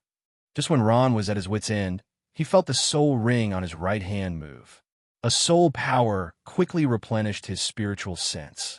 This was only a matter of a short moment, but to Ron, it felt as if 10,000 years had passed. That was close. I escaped this calamity. Ron heaved a sigh of relief. Before he could come back to his senses, he felt as if his soul power had been sucked dry once again, as if he was peeling silk from a cocoon. Again, Ron's heart was in his throat again. Fortunately, the soul ring once again poured out a soul power, quickly replenishing his soul power. At this moment, Ron felt as if he was suffering between heaven and hell. His soul power was sucked dry one moment, then replenished the next. In the end, Ron simply poured all the soul power in the soul ring into the corpse refining array. Huff! Huff! At this moment, Ron's physical strength had reached its limit. Bean-sized beads of sweat rolled down from his forehead and dripped onto the ground, creating small puddles. However, Ron was pleasantly surprised to find that the suction of the corpse refining array was getting weaker and weaker. The array was emitting a dazzling light. Almost succeeded. Ron was ecstatic. He poured all of his soul power into the array. The suction stopped. The array no longer needed Ron's soul power and began to operate on its own. The headless corpse lying in the center of the arrays, I moved slightly. At this moment, a ray of light soared into the sky and shone on the tomb's ceiling. It then reflected back and illuminated the entire tomb, making it difficult for people to open their eyes. Success! Ron almost jumped up and cheered. However, his knees went soft and he fell to the ground. His physical strength was almost exhausted. He didn't even have the strength to stand up. The light dispersed, revealing the refined headless corpse. It was unknown when the headless corpse had stood up, but it seemed to be waiting for Ron's orders. Ron stared at it. The headless corpse didn't look any different from before. The only difference was that the terrifying power from before had disappeared. A corpse refined into a zombie can only retain 50% of its strength. It seems that the refining of this zombie was a success. Ron didn't bother to wipe the sweat off his forehead. He was elated as he thought, I just don't know how strong it will be. He was looking forward to the headless corpse's strength. Ron smiled as he walked closer. He said to the headless corpse, From today onwards, you are my servant. You must obey my orders unconditionally." As he spoke, he imprinted his soul brand into the headless corpse. Wait, something's wrong. At this time, Ron felt that the soul imprint he had injected was rejected, and his finger was bounced away. A trace of unease flashed through his heart. Chapter 111. Late at night, outside a quiet room in the Balarax Academy, a group of people stood in 2 rows, waiting anxiously. Almost all of them were instructors from the various faculties of the academy, and the one standing at the front was none other than Vice Principal Dabbs. Suddenly, the door to the quiet room opened, and a kind-looking old man slowly walked out. "Dean! Dean!" The people went up to greet him, their faces full of respect. The one who walked out was the Dean of the Balarax Academy, the Fire Mage of the Sacred Domain, St. Platz. Platz was wearing an ordinary white magic robe with simple decorations. His white hair was combed neatly behind his head, and he had a long goatee that almost reached his chest. Pratz's face was full of smiles, as if he always had a kind smile on his face. It was as if he would never be angry with anyone. In addition to being the Dean of the Balarax Academy, he was also the president of the Roland Empire's Magic Guild. He had a very high prestige in the Empire. However, he spent most of his time on cultivation. The matters of the academy were usually left to the Vice Dean, Dabbs. Platz was full of smiles. "You're all here." All the teachers bowed respectfully and stood at the side. At this time, the old woman squeezed forward angrily and complained to Platz, "Dean, you have to help me." "Oh, what's the matter?" Platz was a little surprised. He had just come out of seclusion, and he was already in trouble. It seemed that this experienced teacher had suffered a lot. As she spoke, she told Platz about how Ron had injured dozens of students. Platz was shocked. "There's such a thing?" As he spoke, he looked at Vice Dean Dabbs. As his assistant, Dabbs was naturally someone he could trust, and he wanted to hear what Dabbs had to say. Dabbs was calm. He bowed and said, "Yes, Dean, this is true. The person involved, Ron, has already been locked up in the dungeon." "Dean, this is far from enough?" The old female mentor screamed. "He alone injured dozens of students and destroyed the corridor, which is known as a historical and cultural monument. Just imprisoning him is far from enough.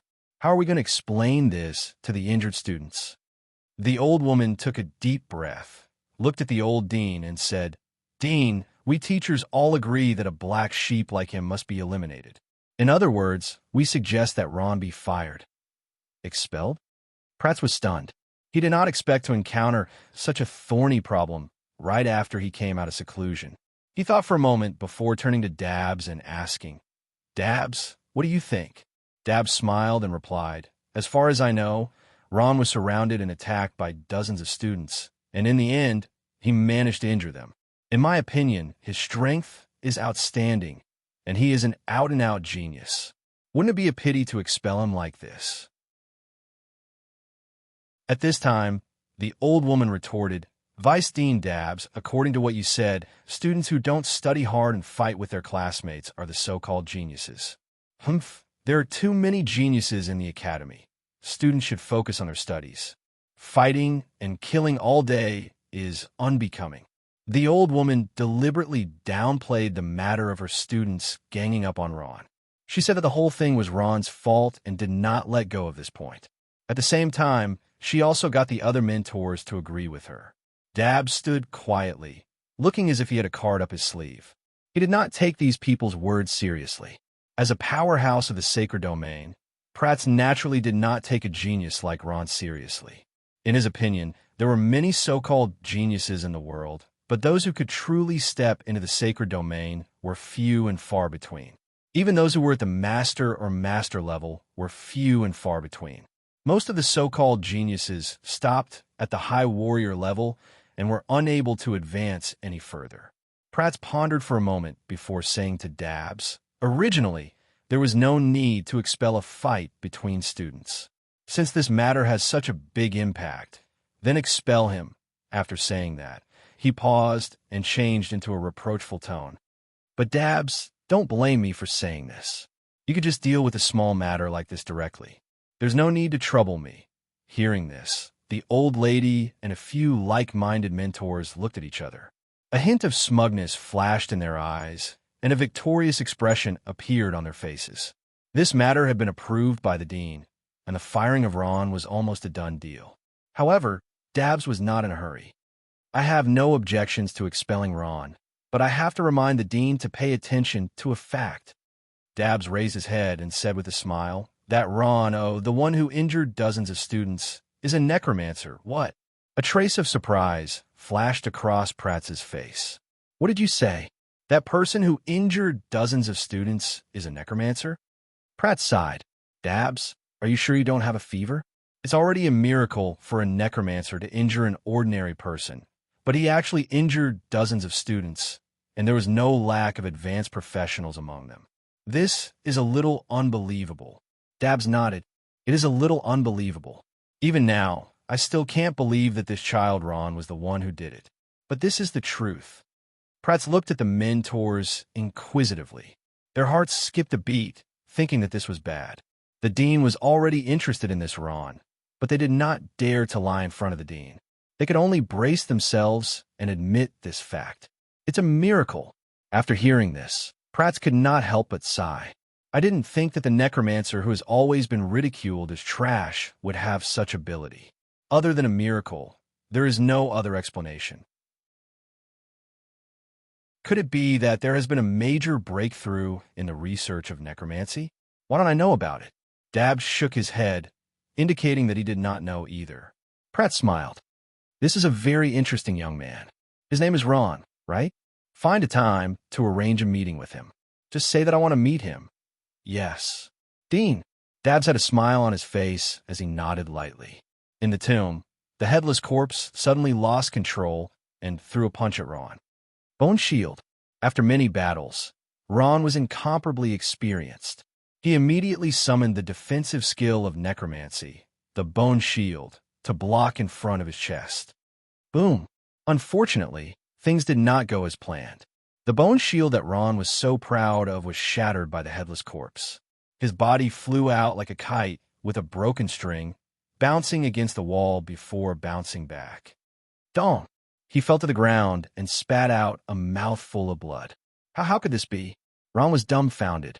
The headless corpse in front of him that he had painstakingly refined had actually lost control. This made him panic and puzzled. Just where did the problem lie? However, he did not have the time to think about it now. The headless corpse seemed to have fallen into a frenzy as it destroyed everything in its path. It was barehanded. With a single punch, a terrifying black aura penetrated the wall. Boom!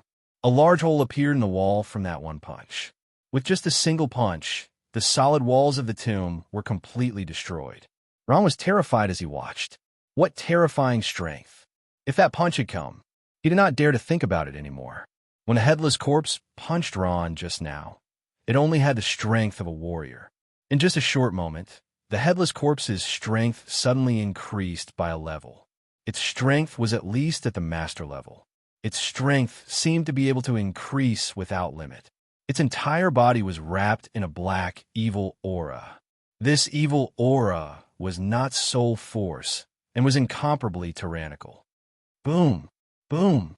Boom! The terrifying headless corpse waved its iron fists and punched through the entire tomb.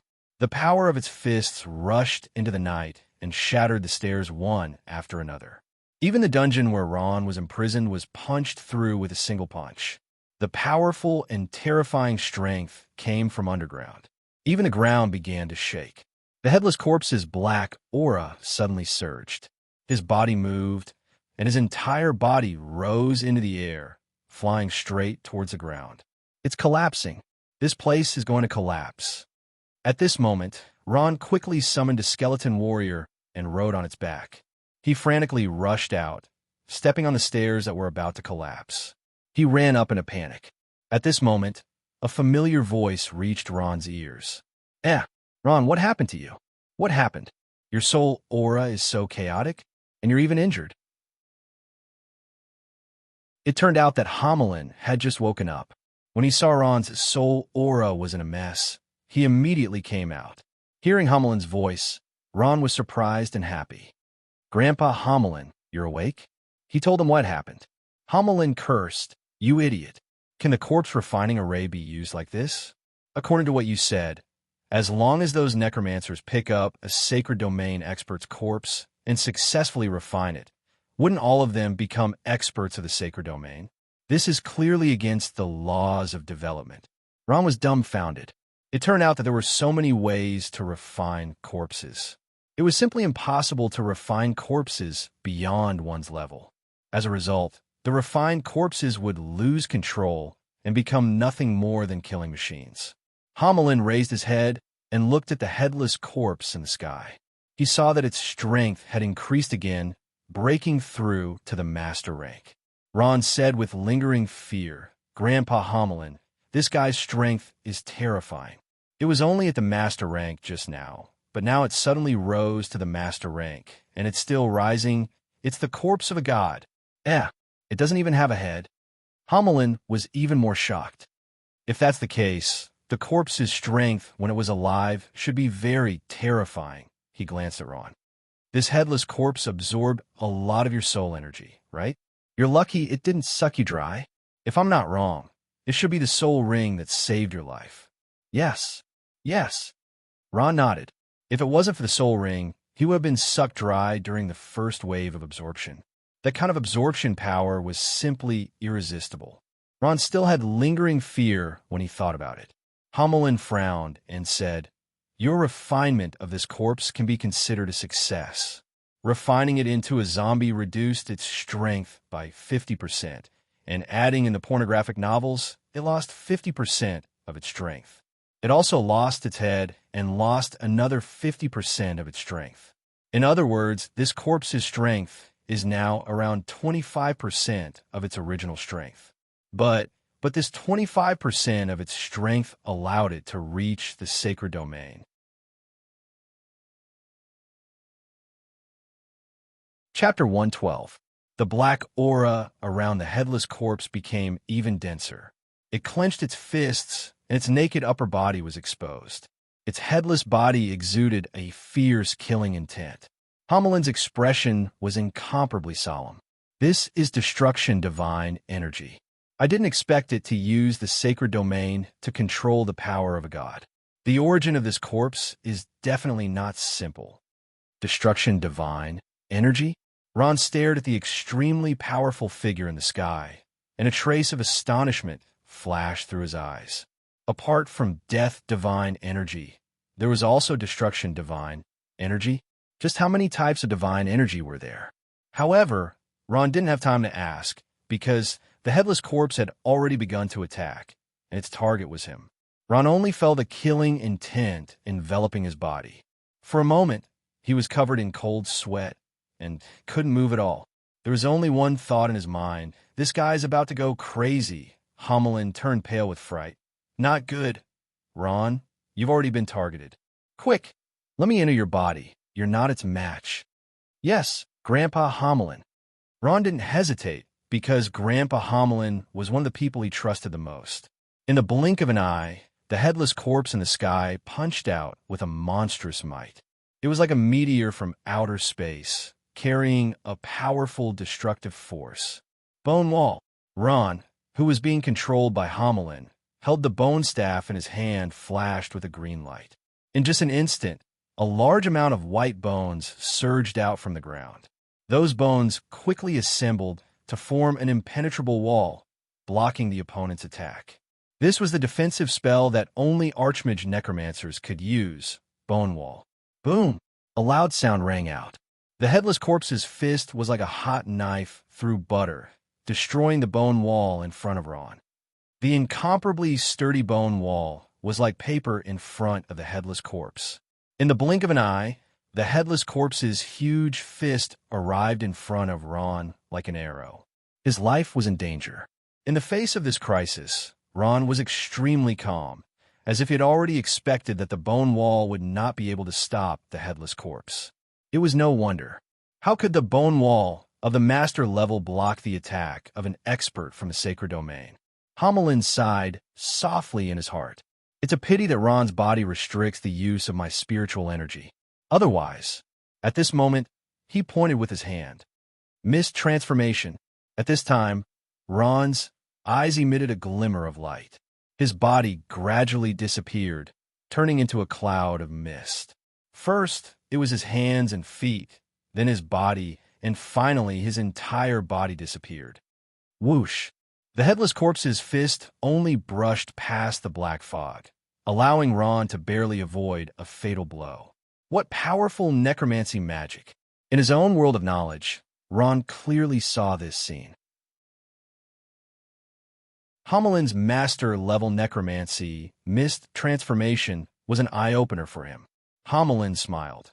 This is the mist transformation spell that can only be used by an Archmage necromancer. When you become an Archmage necromancer in the future, you will naturally be able to learn it. Is it on the stele in the undead castle? Ron asked excitedly. Homeland nodded with a smile. Of course. After turning into mist, Ron appeared far behind the headless corpse, only to see his body reassemble. The headless corpse suddenly lost its target and felt somewhat lost. Suddenly, it moved again. Its 5 fingers made a grasping motion, and a black ball of light containing destructive power appeared in its palm. That black ball of light was constantly pulsing with white lightning surrounding it, carrying an extremely terrifying destructive power. The headless corpse raised the black ball of light high up in the air, and with a swing of its hand, it directly smashed into a pavilion in the Balarax Academy. Boom! A huge explosion occurred in the Balarax Academy, and the entire pavilion was reduced to nothingness. A powerful destructive power rushed into the sky, forming a black pillar of light. Even the earth trembled slightly. What's going on? Could it be an earthquake? The black ball of light's destructive power was extremely powerful, and many students who were sleeping soundly were awakened. They climbed out of their warm beds in panic. The huge explosion and terrifying power finally attracted the attention of the teachers in the academy. They were all shocked by the powerful force that appeared in the academy. What's going on? The teachers of the academy, including Principal Platts, looked towards the sky. Black balls of light were sprinkling down from the sky, and wherever they went, powerful explosions occurred. Vice Principal Dabb's pupil shrank. It can fly. Could it be a master-level powerhouse? No. Platts calmly looked at the sky. It's a powerhouse from the sacred domain, and he's very powerful. A powerhouse from the sacred domain? As soon as these words came out, everyone present was shocked. Their heads were shrouded in a haze. In the entire Balarax Academy, it seemed that the only saint was Head Platts, the Fire Mage Saint. Good fellow. Platts coldly laughed. I wonder which old friend is wreaking havoc in the academy. It seems that I'll have to go and meet him. With that, Platts's figure moved, and a red light flashed, and he disappeared. The remaining teachers looked at each other, and one of them said, a battle between powerhouses from the sacred domain. This is a rare opportunity. We have to go and take a look. Sacred domain powerhouses were unreachable existences in the eyes of master and master-level powerhouses. Even if they could observe their battle, they would benefit greatly. Sacred domain powerhouses would not casually make a move because their destructive power in battle was extremely great. Moreover, if they failed, their lifetime of wisdom would go down the drain. Therefore, they were extremely cautious when making a move. Being able to see a sacred domain powerhouse in battle was a great opportunity. It was no wonder that those pornographic novels were so popular. Some of the teachers ran over to watch without any regard for their lives. It should be known that a single wave of energy from a sacred domain powerhouse was enough to heavily injure a master-level powerhouse. Under the bombardment of the black balls of light, the buildings collapsed one after another. The windows were shattered, and the students ran out of the dormitory crying and shouting. Fortunately, the students were strong, and no one was seriously injured. Some of the injured students were also healed by the priests among them. At this moment, a student screamed, "Oh my God! What kind of monster is that? It doesn't have a head?" Another student said, "What a terrifying aura. Could be a sacred domain powerhouse." A student pointed at the sky and shouted, "Look, it's Erdine. The Sir Dean is coming." Platts's figure appeared in the sky. When he saw the headless corpse, he was shocked by the terrifying corpse. What? A headless corpse can move? So strong. That guy is a sacred domain powerhouse. Homelin looked at Platts in the sky and muttered, "Another sacred domain powerhouse." Through Homelin's eyes, Ron also saw the white-robed magician in the sky. Feeling the increasing pressure from the sky, his heart trembled. "Who are you? Why did you appear in the Balarax Academy?" Platts felt a great threat from the headless corpse and asked in a deep voice. The headless corpse didn't answer. It was successfully refined into a zombie by Ron, but with Ron's strength, he couldn't control it all. Without control, the headless corpse's innate hostility naturally erupted. At this moment, it became a killing machine through and through. At this moment, the headless corpse moved, and a powerful destructive divine energy covered its body. It fiercely punched at the fire mage St. Platts. Before the punch even arrived, a powerful pressure was already rushing at Platts. He didn't expect it to attack just like that, and was stunned for a moment. In just a short second, he was at a disadvantage. Teleport. Platts made a prompt decision. His figure flashed, and he disappeared from where he stood. The headless corpse's fist missed its target. It's the dean's teleport. Too powerful. Seeing this scene, the students on the ground couldn't help but cheer. The headless corpse paused in the sky and turned around, but what greeted it was a series of fireballs. Boom, boom, boom. Platts used the magician's teleport to move a few hundred meters away, pulling away from the headless corpse. At the same time, he released a large number of fireballs. Countless bursting fireballs the size of basketballs flew towards the headless corpse with blazing heat. They hit the headless corpse in an instant, creating a huge explosion. Platts waved his staff, and the bursting fireballs rained down on the headless corpse as if they were free. Waves of dazzling light illuminated the dark night sky as if it was daytime. The fierce flames shone on the faces of the students and teachers on the ground. Everyone was so excited that their faces were flushed. That was the strength of a powerhouse from the sacred domain. The dean is so strong. Go, Dean. The students and mentors on the ground kept shouting, cheering for their respected dean. Darbus was so excited that he clenched his fists. Dean Platts' strength has increased again. This time, he'll definitely blast that monster to pieces. However, he was also puzzled. Where did this headless corpse from the sacred domain come from? How did it appear in the academy? Grandpa Homelin, it looks like the dean is going to win for sure. At this time, Homelin had already returned the body to Ron. The zombie that Ron had refined had gone out of control and caused a great loss to the Balarax Academy. He felt even more apologetic, but he still cheered for Platts. Homelin shook his head. I'm afraid I'll have to disappoint you. That corpse didn't suffer much damage. What? Ron turned pale with fright. The bursting fireball was an extremely high-end fire magic. Even a master-rank powerhouse would be heavily injured if they were hit by it. Tens of thousands of bursting fireballs appeared at the same time, their power comparable to a forbidden spell. Yet, the headless corpse didn't suffer much damage. The attack of the bursting fireballs finally stopped, and a victorious smile appeared on Platts' face. How is it, Sacred Domain Monster? My dense array didn't taste good, did it? Dense array was the name given to the continuous bombardment of tens of thousands of bursting fireballs. It was also a spell that Platts had created after his seclusion. He used quantity to replace quality, making it comparable to a forbidden spell in power, but the mana consumption was much lower. The smoke gradually dispersed, revealing the headless corpse within. It was covered in blood and covered in a black ball of light. The black ball of light was surrounded by lightning, like a protective membrane that protected its entire body. Chapter 113. What? Platts was shocked. It's actually a protective barrier? The students and mentors on the ground were also in an uproar. Under such a powerful attack from Platts, the headless monster was completely unharmed. At this time, the headless corpse retracted its protective barrier and launched an attack at Platts. Its speed was extremely fast, like a shadow. In an instant, it arrived in front of Platts, even faster than his teleportation. The headless corpse raised its massive fist and punched. Prats could not even withstand a punch from a normal warrior. Magicians were originally a class with weak bodies, let alone a punch from a sacred domain expert. He very wisely chose to dodge. He teleported and disappeared from the spot again, causing the headless corpse to miss. This headless monster is so fast.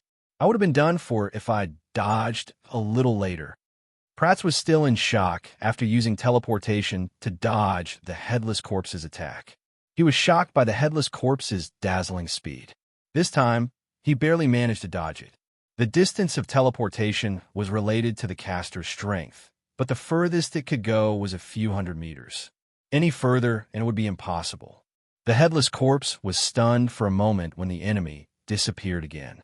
However, its adaptability was also very strong. It quickly locked onto Prats, who was a few hundred meters away. Compared to the last time, its reaction was clearly much faster. Without any warning, the headless corpse turned around. Its naked body turned into a ray of light and went straight for Prats. The distance of a few hundred meters was covered in the blink of an eye. What? It discovered me so quickly? Prats was shocked. He felt that his teleportation had no advantage in front of the headless monster. Prats's figure disappeared again. Apart from teleportation, he had no other way to dodge the headless corpse's attack. One man and one corpse chased each other in the sky. The headless corpse was chasing, and Prats was escaping. The headless corpse seemed to have grasped Prats's pattern. The more Prats used teleportation, the less effective it was. He was completely at a disadvantage. Prats's failure made the students and mentors on the ground nervous. They were all sweating for the dean. Grandpa Hamelin, do you think Dean Platz will lose? Ron quietly looked at the sky, clearly worried. If Principal Platz lost, then no one would be able to stop the headless corpse from going crazy. At that time, the entire academy would probably be razed to the ground. A crazy expert from the sacred domain was extremely terrifying. Hamelin shook his head. It's hard to say. There's a huge difference in their strength. Moreover, the headless corpse has innate combat experience, which is obviously much richer than that dean. Because it used to be a god, it can even use a little bit of the destruction divine power. From this point of view, that dean has no chance of winning. The battle in the sky was still going on. The headless corpse showed its power and suppressed Prats. It wasn't that Prats didn't fight back, but his attacks didn't have much effect on the headless corpse. Even though it was covered in wounds, it didn't seem to feel any pain. It attacked Prats again and again as if both sides were injured. Lunatic! Lunatic! Prats was so angry that his beard kept trembling. The opponent's method of attacking made him feel helpless. A normal person would be at a disadvantage no matter how they fought, but there was nothing he could do. With a boom, Prats's teleportation finally reached its limit. Seeing that he couldn't dodge, he could only raise his magic shield to block. The headless corpse punched out and easily shattered the magic shield. Prats spat out a large mouthful of blood and fell down like a kite with its string cut. Dean Platz! Dean Platz! Seeing that the dean was injured, cries of shock came from the ground. The teachers and students of the academy all became nervous. They didn't think that the headless monster would be so difficult to deal with. Even Dean Platz, who had always been revered like a god, couldn't deal with it. Oh no! Ron cried out in his heart. Dean Platz's defeat meant that Balarax wasn't far from destruction. No one could stop the headless corpse from going crazy. As expected, the headless corpse clenched its fists and let out a long howl. That howl was filled with joy at defeating the enemy, but it also had a trace of desolation. Although it was covered in wounds, it was even crazier, and the destructive divine energy was even thicker. Suddenly, its hand moved, and a black ball of light jumped in its hand.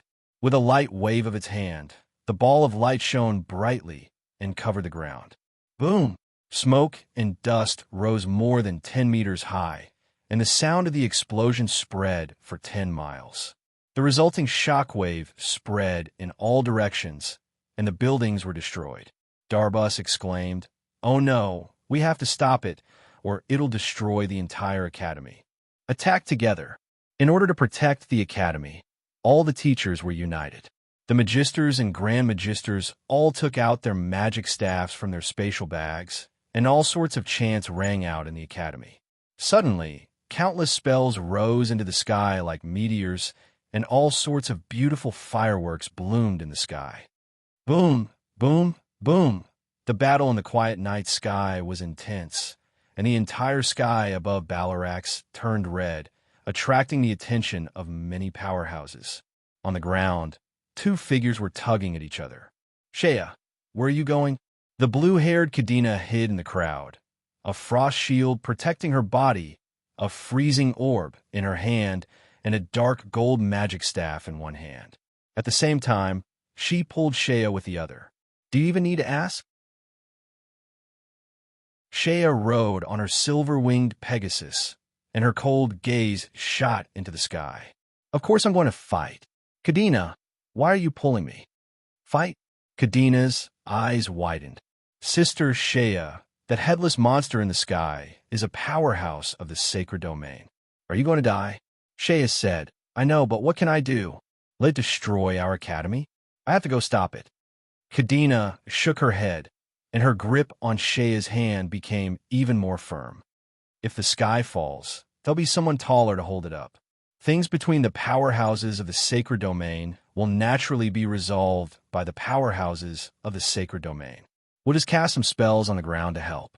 If we get involved, we'll be courting death. Yeah, Shea, I understand how you feel, but the matters of the powerhouses of the sacred domain aren't something we can interfere with. Look, even the mentors aren't going. Pornographic novel Shea looked, and sure enough, the mentors were hiding below, casting spells, arrows, and other long-range attacks. None of them would charge into the sky on their mounts like Shea. She sighed and didn't insist. Most of the spells in the Balarax Academy were mid and low-ranked. High-ranked spells were few and far between, and they could only be cast by instructors. Such an attack was nothing more than an itch for the headless corpse of the god of destruction. Boss Aurora, why aren't you doing anything? Your arrows can hit him, Lantry said to Aurora. Aurora stood in the crowd with her hands tucked in. Although her face was full of worry, she didn't make a move. She sighed. It's useless. Such low-level magic arrows won't have any effect on the powerhouses of the sacred domain.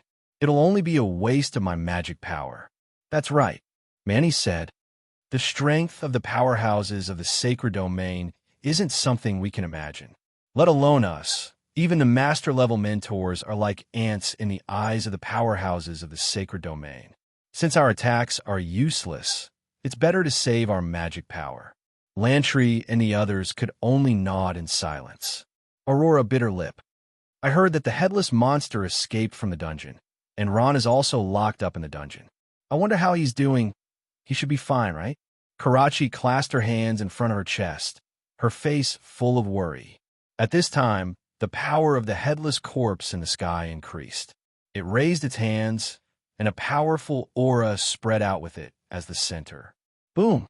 Like a strong shockwave, the students on the ground were blown away by the powerful force. The mentors were anxious. Quick, go protect the students. Before they could finish, a few more destructive balls of light fell from the sky. They put up a huge magic shield, intending to block them. Boom! Boom! Boom! The destructive balls of light hit the magic shield, and the shield shook for a moment before disappearing. The mentors all spat out mouthfuls of blood. Just this one attack had dealt a heavy blow to their mental strength. The injured Platts landed not far from Ron. Ron quickly ran over and helped him up. Dean Platts, are you all right? Ron had seen his portrait in the library, so he recognized him. Thank you, little student. Platts's white beard was stained with blood. He seemed to be injured, but he still maintained the demeanor of a sacred domain expert. He looked up at the headless corpse in the sky, and a trace of helplessness flashed in his eyes. Where did this headless monster come from? It's actually so powerful. Ron blushed and didn't respond to Pratt's words. He didn't dare to say that he was the one who created the headless corpse. Now that he had caused so much damage to the academy, Pratt would skin him alive. Platts ignored Ron and said, This monster's strength has increased again. Is this monster's strength limitless? Damn it. Dean Platts. Some mentors noticed the injured Dean Platts and immediately ran over. Seeing Ron beside him, they were stunned for a moment. Recalling that it was this kid who had injured their students, they could not help but glare at him. An academy teacher who was a great radiant priest used a healing spell to heal Pratt's injuries. At this time, Vice Dean Dabbs quickly ran over. Seeing Ron standing beside Platts, he could not help but look at him strangely. His mouth moved as if he wanted to say something, but he did not. Instead, he turned to Platts. "Dean, what do we do now?" Before Platts could reply, a crisp dragon roar sounded in the sky.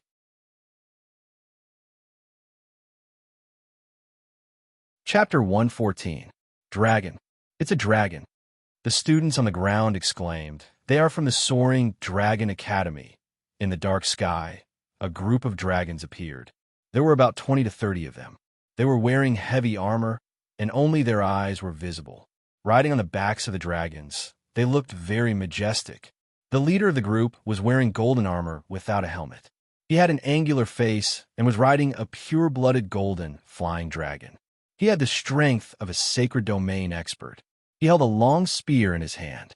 It was much longer than an ordinary spear, about 3 meters long. At the tip of the spear, there was a dragon pattern engraved on it. He looked like a golden god of war.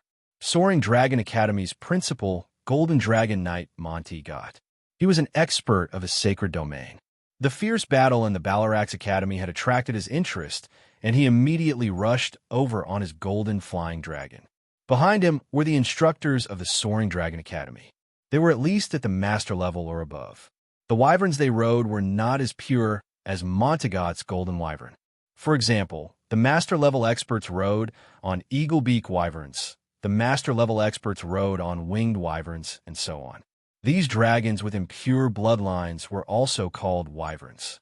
Their fighting strength was much lower than the pure-blooded wyverns. However, wyverns still had the bloodline of dragons. Seeing the appearance of Golden Dragon Knight Monty Gott, a rare smile appeared on Pratz's face. This guy actually came too. It seems like this headless monster has caused a lot of commotion. Monty Gott calmly sized up the headless corpse. Feeling the powerful pressure coming from it, his expression became serious. He smiled and said, "Old Ghost Pratz, it seems like you have encountered a lot of trouble this time." Hee hee. Pratt smiled. His body slowly rose into the air. He coughed and said, "Our Balarax Academy naturally has a lot of trouble. How can it be as peaceful as your Soaring Dragon Academy? There is no trouble at all. It's not interesting at all." As he said that, he looked at the void with a strange gaze. He faintly said, "Since Golden Dragon Knight Monty Gott has appeared, another old friend should have appeared as well, right?" Pratt emphasized the words, "old friend." He was referring to something. "Huh, Platts, you old bastard. Seems like your strength has increased a lot." In the sky not far from Platts, a shadow slowly appeared. The newcomer was a short old man with a wretched appearance. He wore a long black robe, and his white beard and long white hair were tied tightly behind his head. He looked extremely shrewd and capable. His hands were crossed in front of his chest, and his hands were hidden in his sleeves. He had a cynical look on his face. He was the current dean of the Hans Academy, the king of Assassin's Hill. His appearance was no different from an ordinary wretched old man. His aura was restrained, and in a crowd, no one could tell that he was an expert of the sacred domain. A smile appeared on Platz's face. There was also a hint of helplessness. "You're everywhere. The king of Assassin's Hill." His endless and omnipresent assassination methods were impossible to guard against. The most frightening thing was that he was known to have assassinated experts of the sacred domain. In the Noah continent, there were very few fights between experts of the sacred domain. This was because everyone cherished the hard-earned glory. After all, if anyone was defeated in a duel, then their entire life as an expert would be covered with a layer of stain. It would make other experts of the sacred domain feel weak, and they would not be able to protect their own interests. There were very few fights between experts of the sacred domain, and even fewer experts of the sacred domain were killed. Generally speaking, in a fight between experts of the sacred domain, if they could not win, they could still escape. However, in the hands of Hill, the king of assassins, they did not even have the chance to escape. This was very thought-provoking. Generally, experts of the sacred domain would try their best not to provoke someone like Hill. Hill's gaze swept across the headless corpse in the air. He indifferently said, "A dead corpse actually has such powerful attack power. It seems like the owner of this body is not simple." As he spoke, he glanced at Platz. His eyes flashed with surprise. "Platz, you old bastard, you're actually injured?" Platz bitterly smiled. He shook his head and said, "I'm not its opponent." Once these words came out, everyone's face revealed a trace of shock. Even the fire mage, Saint Platz, admitted that he was not the corpse's opponent. Then, just how powerful was this corpse? The king of assassins, Hill, and the golden dragon knight, Montegot, also had solemn expressions on their faces. Originally, they had thought that it was just a corpse with sanctuary-level strength. Even if it was difficult to deal with, it was not impossible for them to deal with 3 sanctuary-level powerhouses. However, if even Platz was no match for it, the corpse's strength would be extremely terrifying. After a long time, Montegot muttered, "Let's work together. This corpse seems to have gone crazy. If we don't deal with it quickly, it will affect our soaring Dragon Academy sooner or later." "Exactly." Platz nodded in agreement. Hill shrugged. "Since you've already decided, what else can I say?" Although Hill's attitude was extremely negative, his actions were very proactive. With a swish, his figure disappeared in the sky. Boom! The headless corpse was originally accumulating power. Suddenly, its hand swung back and grabbed at the void. Immediately, Hill's figure filled with killing intent appeared. He was actually the first to attack the headless corpse. Good heavens, this corpse's strength is very strong. Hill's sneak attack failed. He immediately stopped underestimating the headless corpse. He understood that even though they were all experts of the sacred domain, the gap between them was still very large. "Let's go together." Montegot and Platz looked at each other. Hill's attack was like the horn of war. The two of them attacked together. Flying Dragon Assault. Montegot raised his dragon spear that was over 3 meters high. The golden flying dragon under him spread its wings and rushed towards the headless corpse like an arrow. Platz also moved. He waved his dark gold staff, and countless high-level fire spells were thrown at the headless corpse as if they were free. A murderous intent flashed in Hill's eyes. His wide sleeves fluttered even though there was no wind, revealing a pair of small, white hands. Those were his hands, the hands of the king of assassins, Hill. It was this pair of small, nimble, jade-like hands that made Hill, the king of assassins, famous for his fighting prowess. Hill held a dagger in his hand. It was unknown what material this dagger was made of. It flickered in and out of existence. At a glance, it looked like his hand was empty. Montegot looked and turned pale with fright. "It's the Shadow Blade. The Saint Weapon Shadow Blade is actually in your hands?" Hill smiled. "I don't know what Shadow Blade is. These are just 2 small knives I casually picked up." As he spoke, he didn't stop moving. In one breath, he stabbed the headless corpse over 100 times. Boom! Boom! Boom! With the 3 sacred domain powerhouses attacking together, the headless corpse was quickly at a disadvantage. No matter how strong it was, even if it had the divine energy of destruction, it was still just a sacred domain powerhouse after being refined into a zombie. Facing the combined attacks of 3 sacred domain powerhouses, it was getting more and more strenuous. The wounds on its body continued to increase, most of which were Hill's work. Hill's speed was extremely fast, and the frequency of his attacks was the highest, but his lethality was nothing to be proud of. He could only leave shallow wounds on the headless corpse. What depressed him the most was that this was a headless corpse. It was already dead, and there were no vital points. If he wanted to cut its throat, it didn't have a throat. If he wanted to stab its heart had stopped beating long ago. This made Hill so anxious that he was scratching his head, not knowing what to do. The battle between the 3 sacred domain powerhouses shocked all of Balarax. In the sky above Balarax Academy, streaks of red, gold, and black energy flashed one after another, shocking the students teachers, and residents of the various academies. Ron calmed his pounding heart and asked Hamelin, "Grandpa Hamelin, the headless corpse shouldn't be a match for them now, right?" Hamelin pondered for a moment. Yes. At this stage, the uncontrollable zombie's potential has been exhausted. There's no way it can advance any further. It's only a matter of time before it fails. Ron was overjoyed. That's great. The academy is saved. Hamelin sighed softly. Ron still didn't understand how difficult it was to obtain the headless corpse.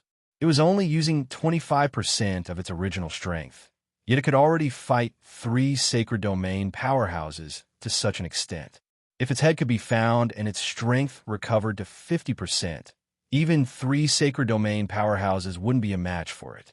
If its original body came back to life, it would be able to crush 3 sacred domain powerhouses with a single finger.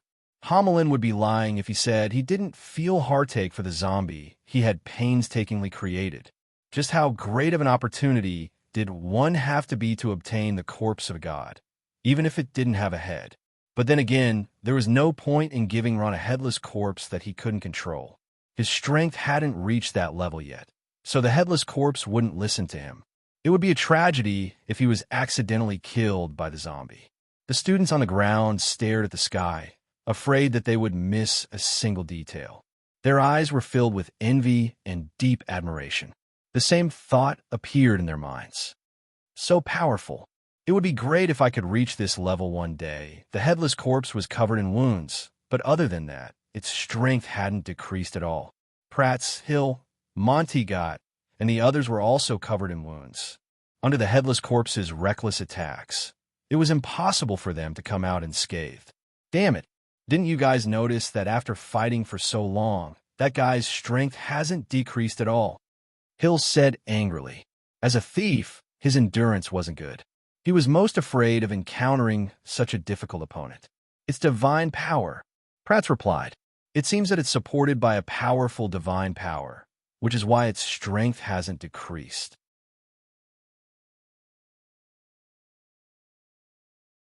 Chapter 115. I don't know. Pratt shook his head. This guy looks like a human, but there are no longer any divine domain experts among the humans. It might be someone from history, but I don't know who it is. Hill clenched his teeth and said fiercely, "What I'm more interested in is who revived this guy." No one answered, because no one knew the answer. Even Pratt did not know why this headless monster suddenly appeared. Montegot yelled, "The destruction caused by our battle is too strong. We have to lure him to higher ground, or else the ground will be destroyed." Okay, Pratt and Hill replied in unison. The 3 figures retreated as they fought, and soon rose into the sky. The fearless headless corpse kicked off with both legs and chased after them like an arrow. Ah, they flew away, a student said as he formed a tent with his hands and looked up. They probably don't want to cause too much damage. After all, their battle strength is too strong. Another student said. Hamelin looked at the sky and muttered, "They can fight to this extent without any weapons. This corpse is really amazing." The headless corpse did not have any weapons, while the other 3 had at least dark gold-grade equipment. Some even had more than one. The 3 had already risen into the air and were fighting fiercely in midair. At this time, Pratt yelled, "You guys delay him. Give me some time. I'm going to cast a forbidden spell." Forbidden spell?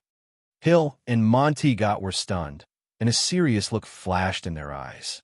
The power of a forbidden spell was enough to destroy the world. They knew that Pratt was going to use his trump card. Hill could not help but laugh and scold.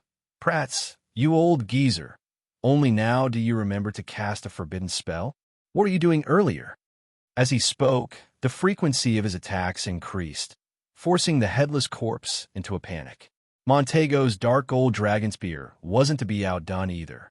His powerful earth elemental fighting aura, coupled with his saint-level strength, caused several terrifying wounds to appear on the headless corpse's body. Pratt ignored the 2 and focused on gathering the fire elements in the air. Land of fire that surges in the depths of the earth, I pray to you in the name of a devout believer. Burn, bird of the fire god. Turn everything before you into an ocean of fire, Even Hill and Monty Gott, who were far away, could feel the heat around Pratt's. Pratt waved his magic staff, and powerful fire elements quickly gathered, turning into a giant firebird. The firebird flapped its wings and let out a soft cry that shook the 9 heavens. Hill and Monty Gott were shocked. What's going on? This old bastard's strength has increased by quite a bit. The headless corpse paused for a moment. It seemed to have sensed the increasing pressure coming from the blazing firebird. Go! An awakened, flaming bird. Pratt's eyes flashed. He pointed his magic staff, and the flaming bird floating in the air turned into a stream of light and flew towards the headless corpse. Hill looked up to the sky and laughed. Pratt, you old bastard, I'll leave now. The rest is up to you. With that, his figure disappeared into the air. Monty Gott also rode his golden flying dragon and left. The flaming bird was extremely fast, and it crashed into the headless corpse. In that instant, time seemed to have stopped. Then, with a boom, it was as if a huge sun had appeared in the sky. It shone brightly, and the dark night sky instantly turned bright. Beautiful sparks bloomed in the sky. The powerful explosion spread over 10 miles. The power in the sky also caused slight tremors on the ground. Too shocking. Is this the power of a forbidden spell? Ron looked at the sky in a daze. Mages are still so powerful. Homelin smiled proudly. The power of this spell is not bad. It's almost 80% of my strength back then. Ron was shocked. Grandpa Homelin, you were so powerful back then? How strong were you? Homelin hesitated for a moment before softly saying, Peak of the sacred domain. After the powerful explosion, the dark sky regained its calm. It was so calm that it was as if nothing had happened. The powerful headless corpse had long since disappeared. It's dead? Hill asked. He looked around, but the headless corpse was nowhere to be seen. No. Pratt shook his head. It ran away. What? Monty Gott's eyes flashed with shock. He took a deep breath and calmly replied, We actually couldn't kill it. That means we'll never have a day of peace. It was no wonder that Monty Gott thought the headless corpse was an ordinary expert from the sacred domain. In reality, it was just a corpse. The guy's lost his mind. His attacks are just instincts. He might not continue to attack us. Hill said softly.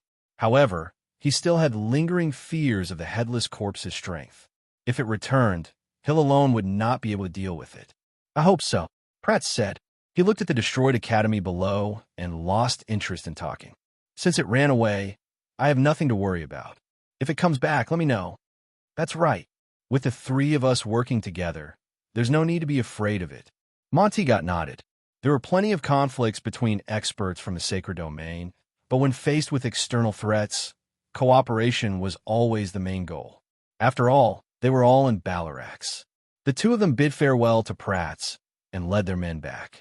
At this moment, the sky was already slightly bright, and Pratt's figure slowly descended. Dean! The teachers of the academy came forward to welcome him. Among them, Darba smiled and said, Dean, your strength has already broken through to the 5th layer of the sacred domain. Congratulations! 5th layer of the sacred domain. Pratt forced a smile. I'm already at the 6th layer of the sacred domain. The restoration of Balarax Academy was carried out in an orderly manner.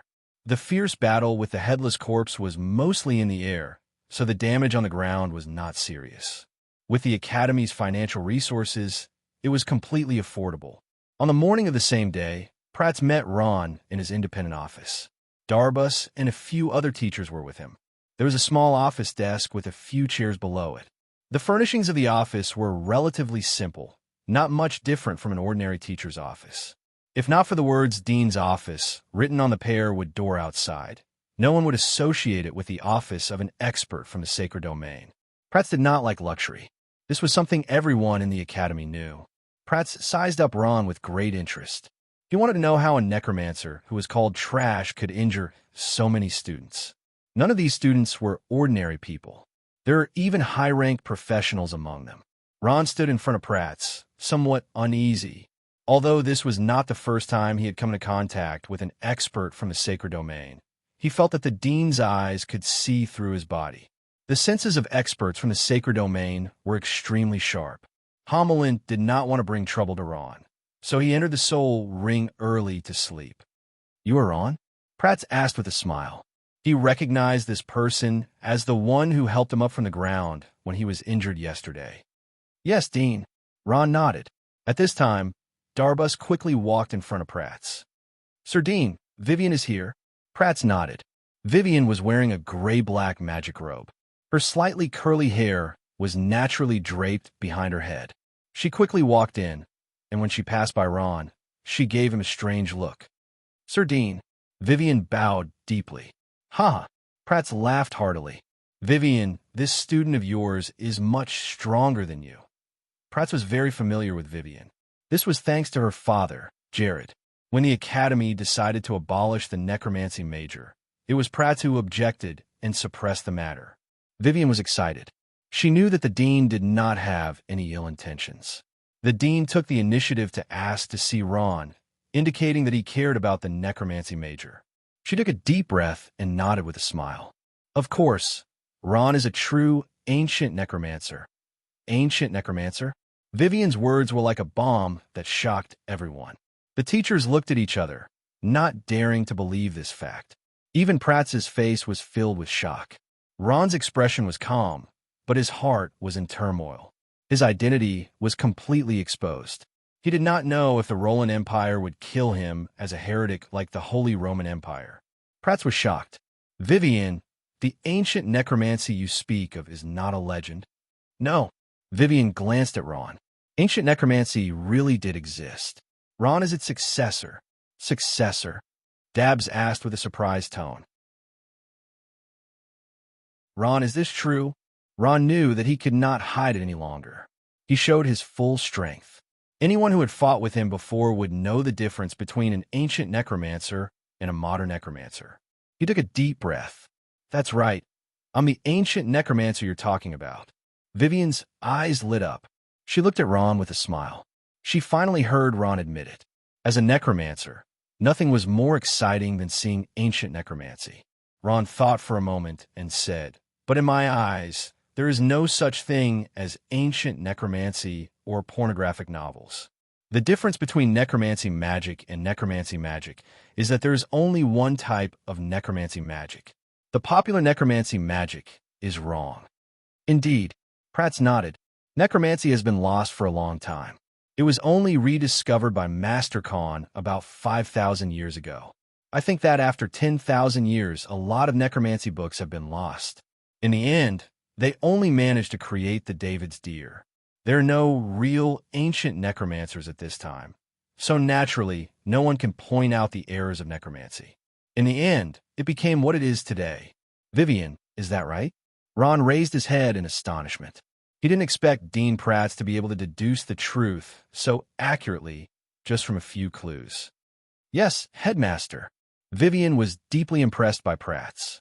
She had researched for 10 years before coming to this conclusion, but Prats had hit the nail on the head.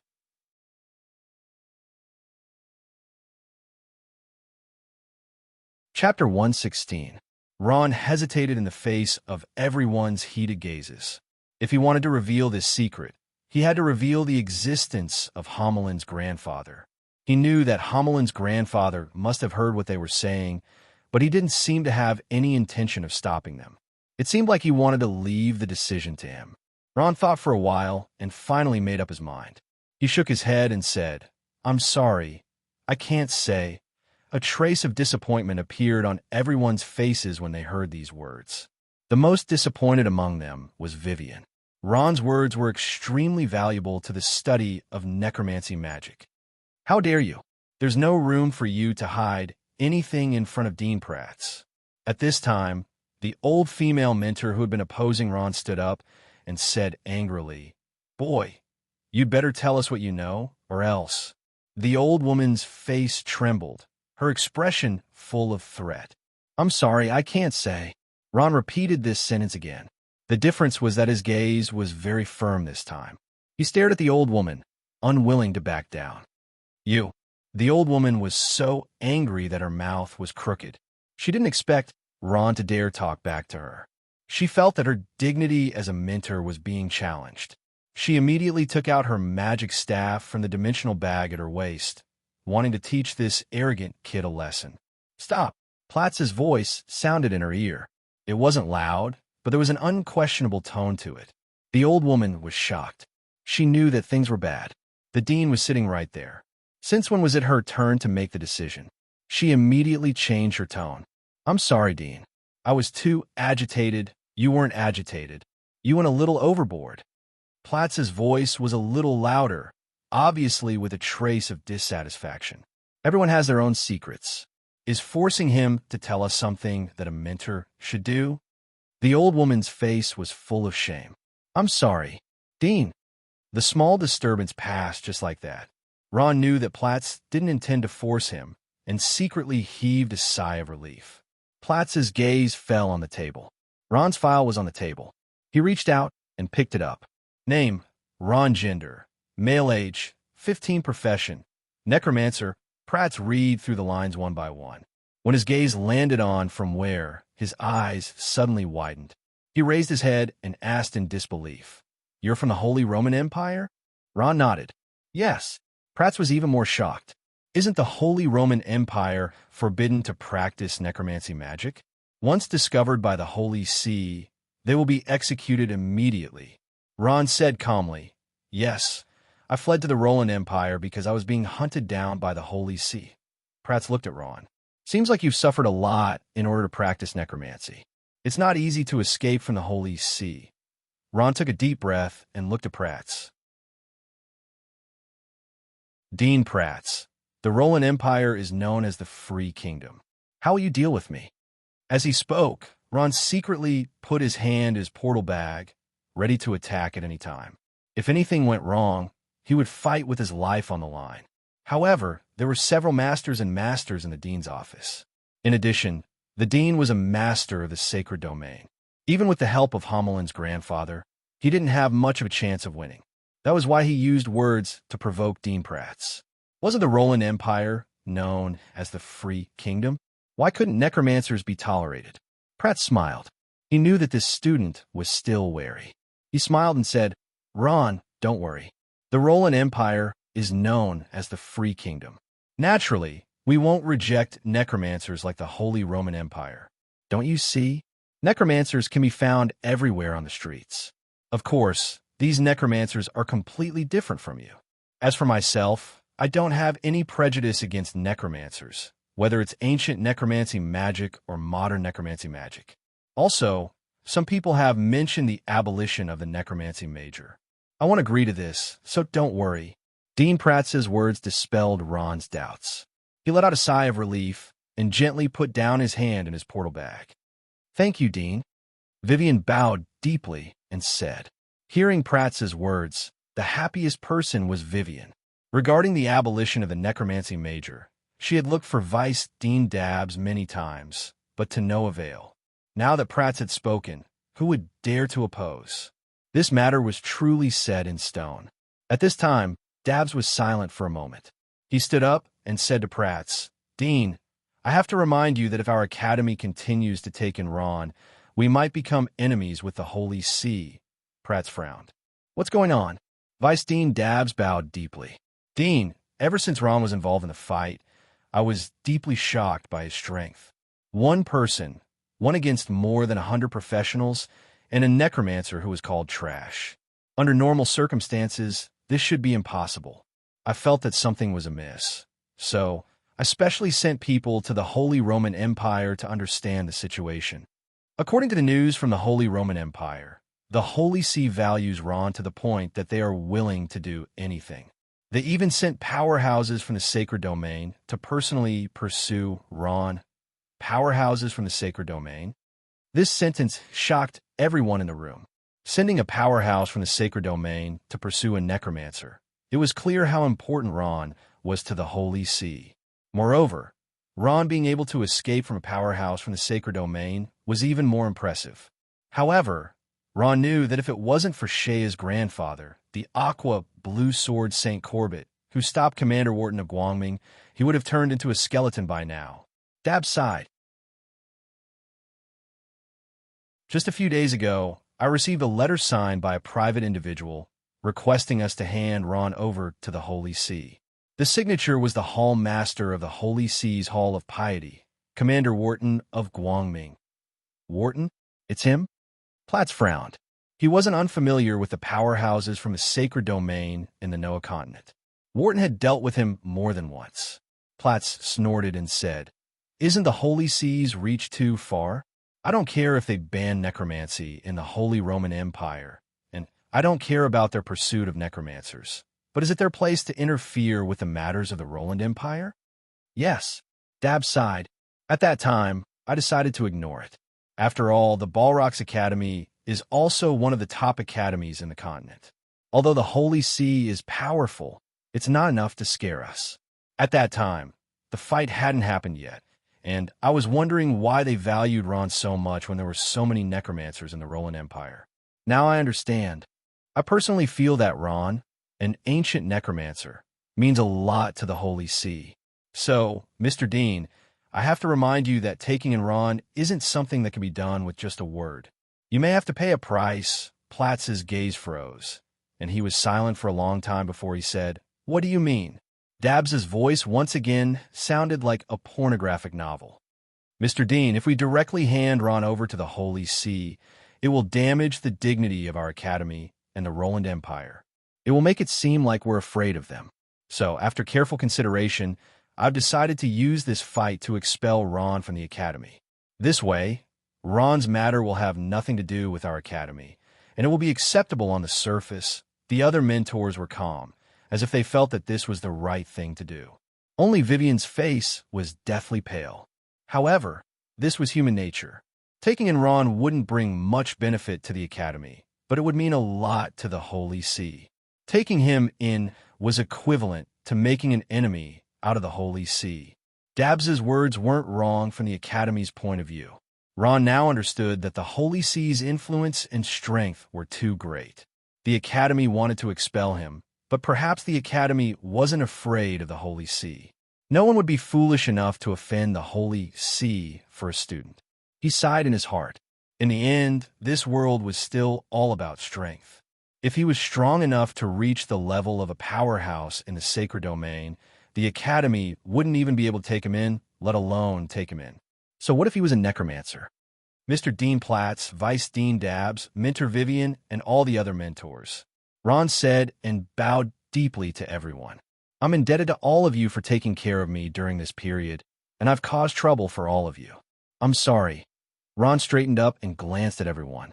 Those powerful mentors blushed and lowered their heads deeply. "So, in order to avoid causing trouble for the academy, I've decided to apply for withdrawal." As soon as he said this, the entire office fell into a dead silence. Only Vice Dean Dabbs and the other mentors heaved a sigh of relief. Although the academy had expelled a student because of the fight, anyone with a discerning eye could tell that there would be many people gossiping about it because of the Holy See. Now that the student had applied for withdrawal, the matter was much easier to handle. Dabbs cast a grateful look at Ron. His gaze contained a trace of imperceptible apology. Vivian, on the other hand, had an anxious look on her face as she desperately signaled to Ron with her eyes. "Ron, our academy didn't handle this matter well. But don't worry, we'll make it up to you. I hope you'll be satisfied," Dabbs said apologetically. "There's no need. Goodbye." Ron's mind was in a mess, and he didn't want to say anything more. He took a deep breath, turned around, and strode out. The dean's office was dead silent. The crisp footsteps fell on everyone's hearts, making them feel incomparably heavy. Ron's eyes were filled with determination. If there was no place for him to stay, there would be other places for him to stay. There wouldn't be a problem if he left the Balrog's Academy, or even the Roland Empire. The Noah continent was so big, there was no need to worry about not finding a place to stay. Even if he went to the mountains and forests to train, with the guidance of Grandpa Homelin, would the results be bad? Stop! When Ron was about to reach the door, a dull voice sounded. Ron stopped in his tracks and turned around. He calmly asked, Dean Platts, is there anything else? Platts snorted coldly. Ron, what do you think the Balarax Academy is? You think you can come and go as you please? Platts slowly raised his head, and his lips curled into a sly smile. Without a graduation certificate personally signed by me, you can't take a single step out of the academy. Chapter 117. Darbus was shocked. Dean, you don't have to say anything. I understand very well. Pratt waved his hand and said resolutely. At the same time, he interrupted Darbus. I'll say it again. No matter how powerful the Holy See is, they can't control the Roland Empire. The Roland Empire is known as the Free Kingdom for a reason. Darbus was silent. Dean. At this time, the old woman who had been silent all this time stood up and looked at Ron fiercely. Dean, don't you think that Ron's necromancy magic has a strange smell? Evil magic like this shouldn't exist in this world. I still think that expelling him would be beneficial to the Academy. Pratt laughed. What is justice? What is evil? Is there absolute justice and evil in this world? Let me tell you, there isn't.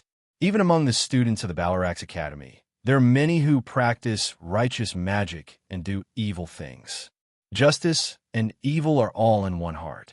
Mathesia, what you're saying now, what's the difference between you and the Holy See? Ron couldn't help but applaud in his heart.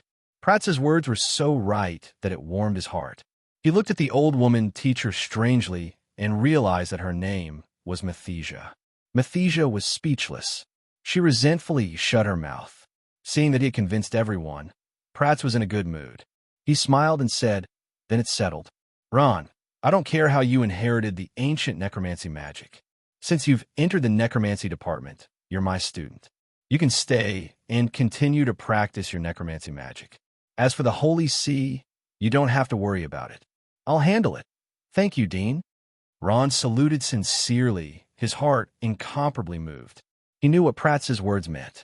This meant that the Balarax Academy was protecting his safety and holding up the blue sky for him. This favor could not be said to be small. Pratt glanced at Ron and laughed. But Ron, you're still too weak. You're only a high soldier, right?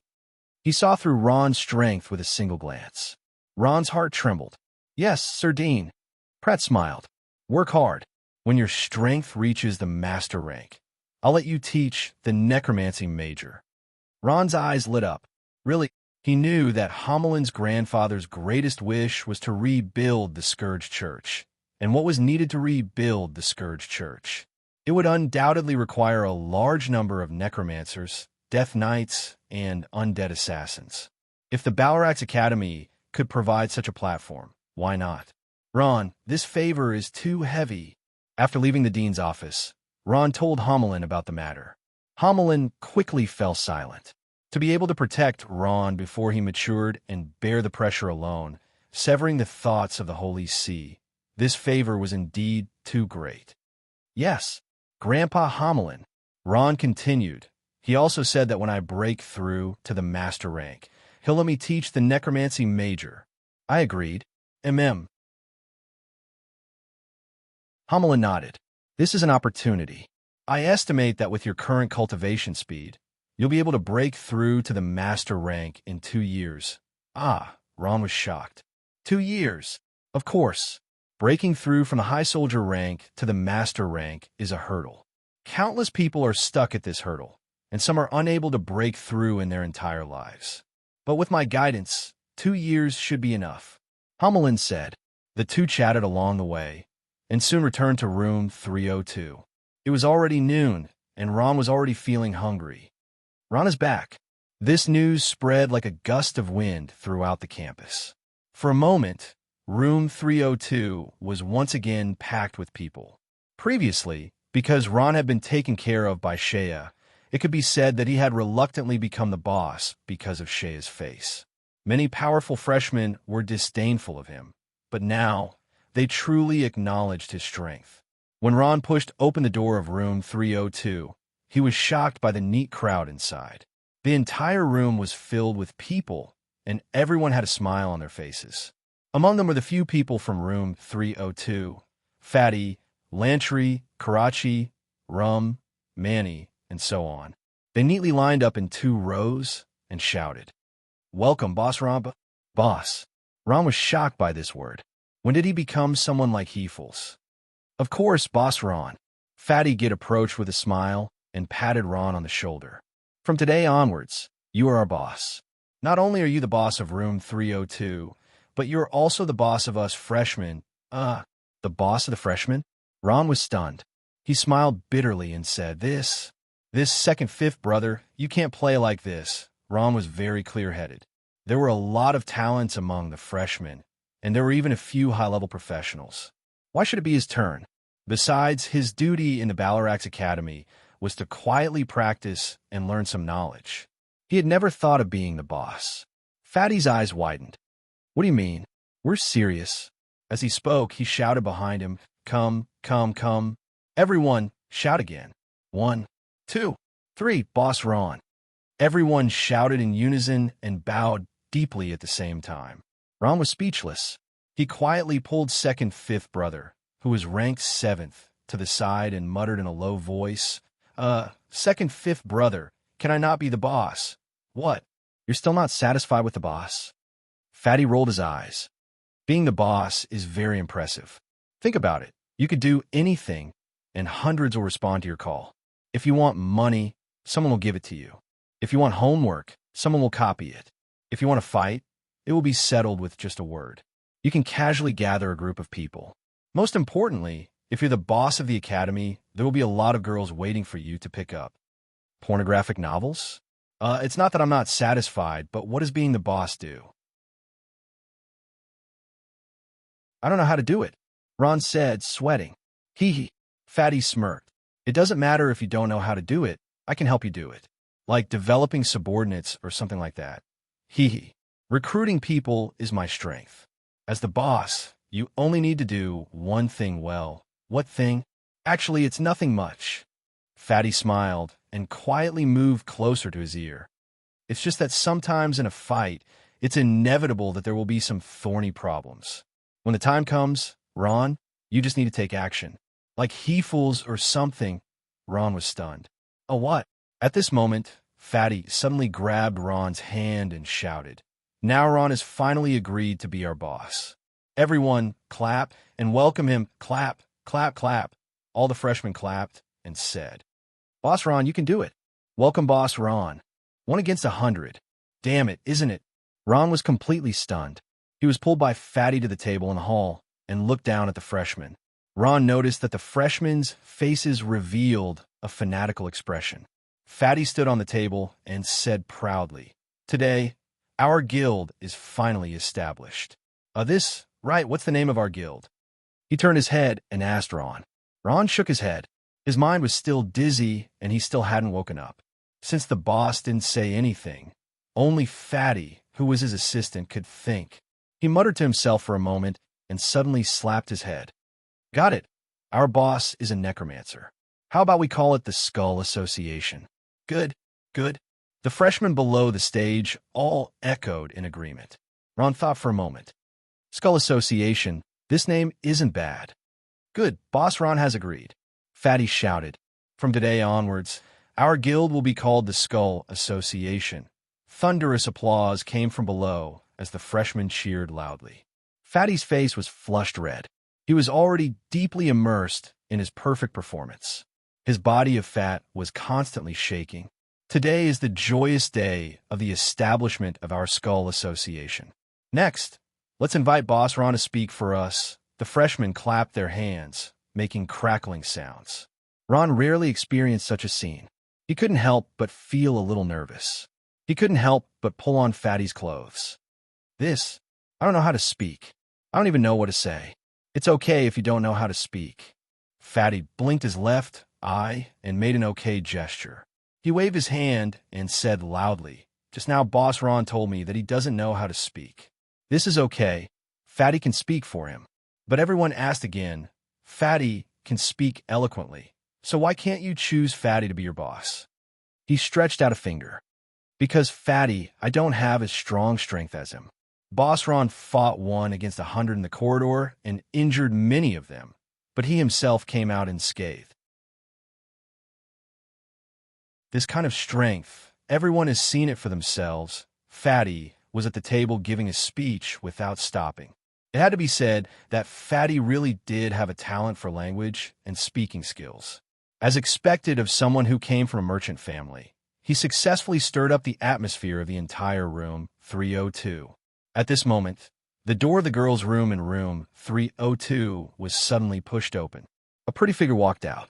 She was dressed in martial attire and stood in front of everyone. She wore a feathered crown on her head, leather boots on her feet, and a woman's hard leather armor. She held a quiver in one hand and a longbow in the other. It was a standard combat equipment. The whole room quieted down. Ron opened his mouth wide. Oh, Aurora. The person who came was Aurora. Her face was expressionless.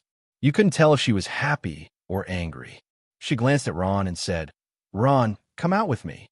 Ron was stunned. He stuttered and asked, "What for?" "To test your strength." Aurora coldly threw down this sentence. She squeezed through the crowd in front of her, opened the door, and walked out. There was a moment of silence. Then, room 302 cheered again. Okay, there's a good show to watch. Boss Ron is going to show his strength. Can he win? Aurora has the title of Archer God. The freshmen began to discuss. Ron and Fatty looked at each other. At this time, Ron asked, second fifth brother, "Should I go?" "Go, why not?" Fatty pushed Ron and smiled. "This is a great opportunity for you to show your strength in front of your subordinates. Besides, can you not go? I dare say that Aurora will never let you go."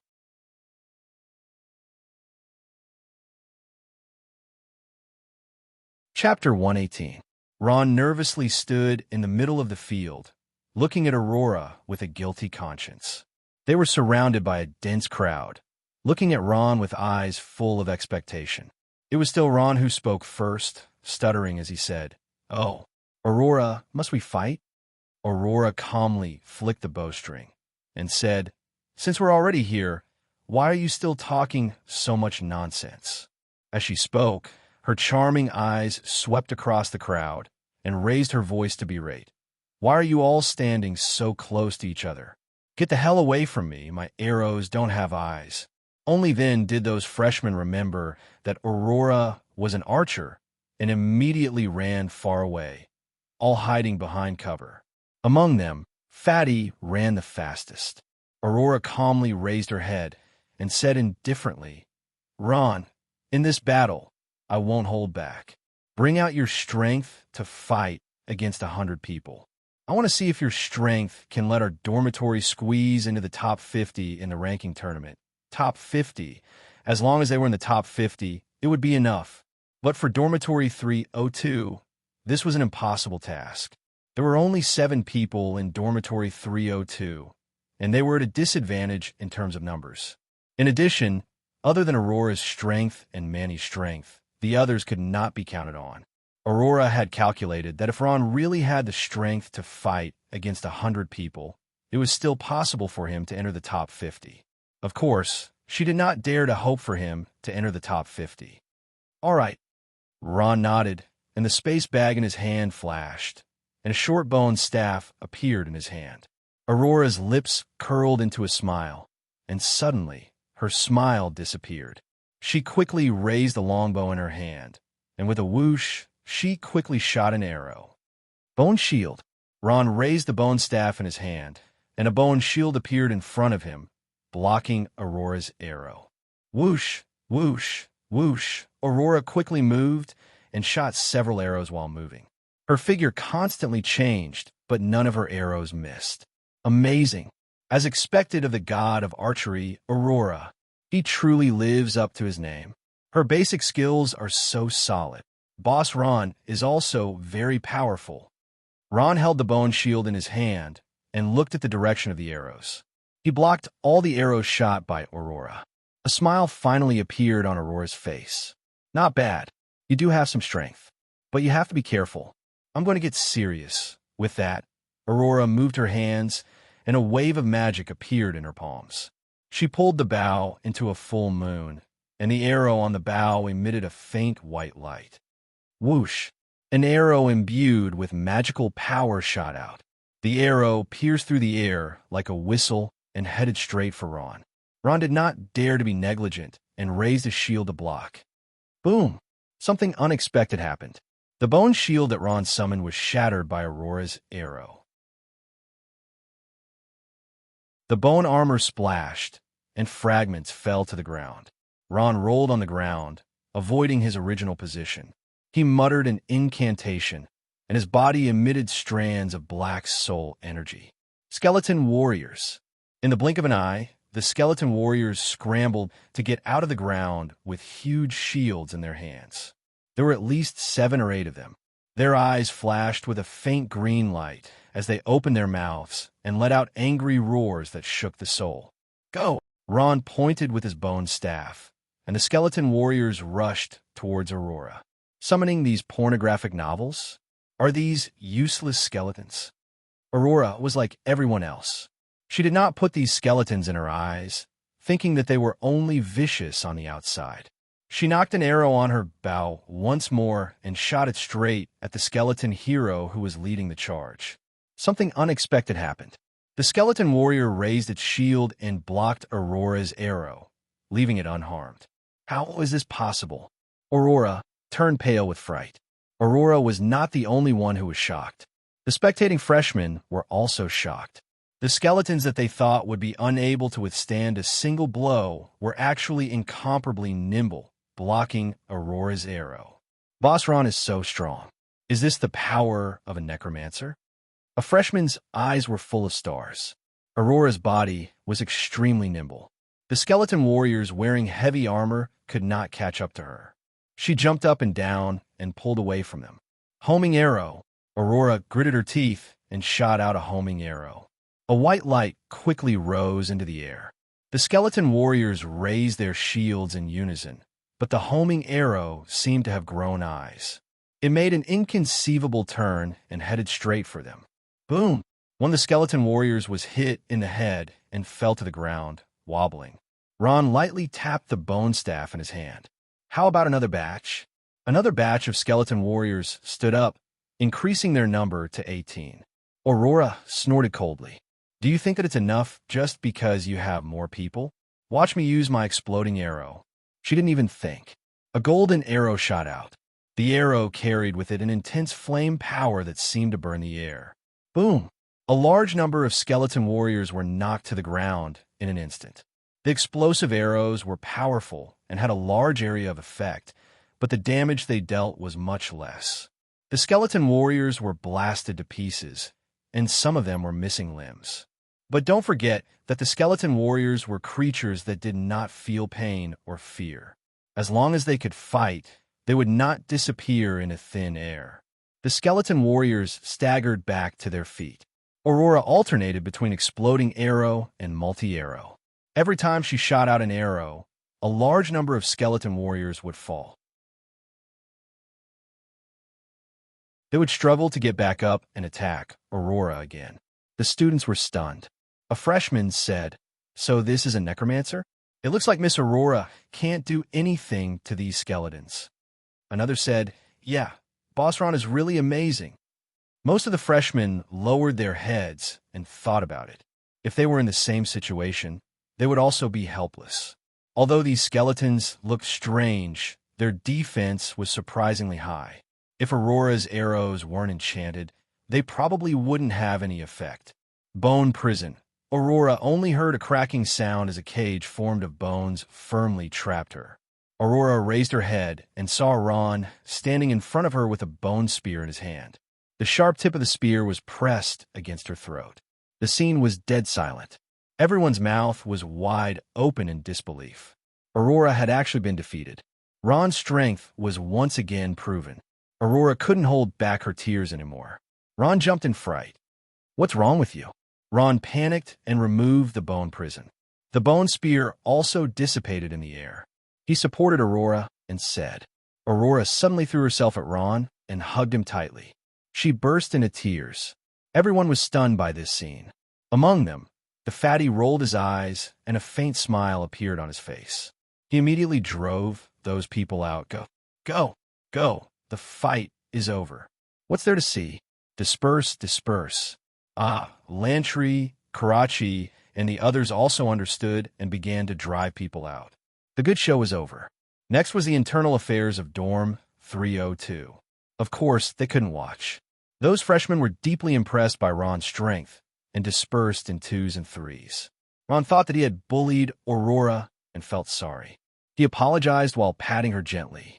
After driving everyone away, the fatty came to Ron's side and said with a smirk, "Everyone is gone. How long are you going to hug?" Aurora blushed. She coldly snorted and pushed Ron away. She reached out to wipe the tears on her face and said, "You only know how to bully me." Ron sweated profusely. "You were the one who asked me to fight, okay? You said you wanted to see my true strength, and now you're saying this." He thought in his heart, but his mouth said something else. "Didn't I apologize to you?" "Sorry, Aurora stomped her foot and interrupted him. "Is an apology enough? You have to make it up to me." How'd I make it up to you?" Ron sweated again. Aurora smiled mischievously. "I haven't thought about it yet. I'll tell you when I think about it. Okay." Ron replied foolishly. Okay. The fatty smiled and walked over. "We fought and hugged. Shouldn't we go back to the dormitory? Don't let the other dormitories see us as a joke." The fatty was an expert at picking up girls. His eloquence and boldness made up for his lack of figure and strength. How could Aurora hide her thoughts from him? Aurora's face blushed to the tips of her ears. She cursed softly, "Damn fatty." It was late at night. In the girls' room of dormitory 302, Man and I was wearing sexy pajamas, revealing her full breasts. She was lying on Aurora's bed and gently pulled her arm. She smiled and whispered in her ear, "Why did you suddenly go crazy today and want to fight with him?" "Humph." Aurora turned around and said indignantly, "I was the boss of dormitory 302, okay? He came and took my position. It doesn't matter if I'm the boss or not. If I don't teach him a lesson, I won't be able to swallow it." Dorm 302 was originally a trash concentration camp. It was only after Aurora's arrival that things improved a little. Aurora also didn't want to be the boss. She braced herself and did it. Who told her to be the strongest? Looking at the other dorms, the bosses were usually knights, warriors, or magicians. How could there be an archer? Man and I chuckled. "Then what do you think of his strength?" "He's very strong." Aurora pondered for a while and said, "I believe that he didn't use all his strength today." Man and I said, "Aren't you the same? You didn't use all your strength today either." "That's different." Aurora shook her head. "The best way to understand a person's strength is to fight with him. Although we didn't use all our strength, I feel that he should be a little stronger than me. So it's like that." Manny's eyes lit up. "Then our dormitory 302's ranking tournament can guarantee us a spot in the top 50? Aurora pondered for a while. "If his strength is a little stronger, top 30 shouldn't be a problem. Top 30. Man and I was shocked. There are many new people in the academy this year. Some of them are very strong. Every dormitory strength has increased greatly. Top 30. Isn't it a little too optimistic?" "It shouldn't be a problem," Aurora said. Man and I rolled her eyes and smiled naughtily. She changed her tone and said, "Aurora, tell me the truth. Have you fallen in love with him?" Aurora was embarrassed. "No, I haven't." Man and I, "Don't talk nonsense. Everyone saw what happened today." Man and I smiled. "You're still denying it. Your face has already betrayed you." Aurora only felt her face getting hotter and hotter. Man and I smiled naughtily. "Let me touch. Have you moved your heart?" As she spoke, she reached her hand into Aurora's pajamas. Manny's hand had already touched her chest. Aurora cried out in shock, her face red as she said, "Man and I, you're asking for it." The two of them started fooling around on the bed. For a moment, the girls' room in dormitory 302 was filled with a romantic scene.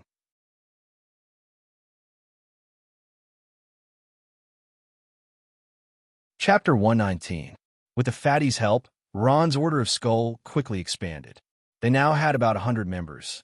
Of course, this number was still a distance away from Hefels, Shea, and the others. Most importantly, there was a mix of good and bad in this group. Most of them were new trainees. During this time, Heefles had quieted down. It was unknown whether it was because his ambitions had been hindered by Ron's sniping or because of the teacher's warning, but there hadn't been any large-scale provocations. However, small-scale conflicts were still common. At this moment, Ron was in the necromancy major's classroom. He was currently standing on the podium. Two people were sitting on the podium. One was his teacher, Vivian, and the other was Vivian's father, Jared. With Homeland's approval, Ron had decided to spread true necromancy magic. If he wanted to rebuild the Scourge Church, he would need a large number of necromancers. Standing on the podium and facing the two serious students, Ron felt very embarrassed. He was only 15 years old. If he hadn't taken advantage of ancient necromancy magic, he wouldn't have had the chance to give a lecture. Ron coughed and cleared his throat. Teacher Vivian, Teacher Jared, I will now begin to impart true necromancy magic to you. At this moment, Vivian smiled and said, let's skip the word teacher. You're our teacher now, and we're your students. Jared also smiled and said, yes, Ron. Let's skip the formalities.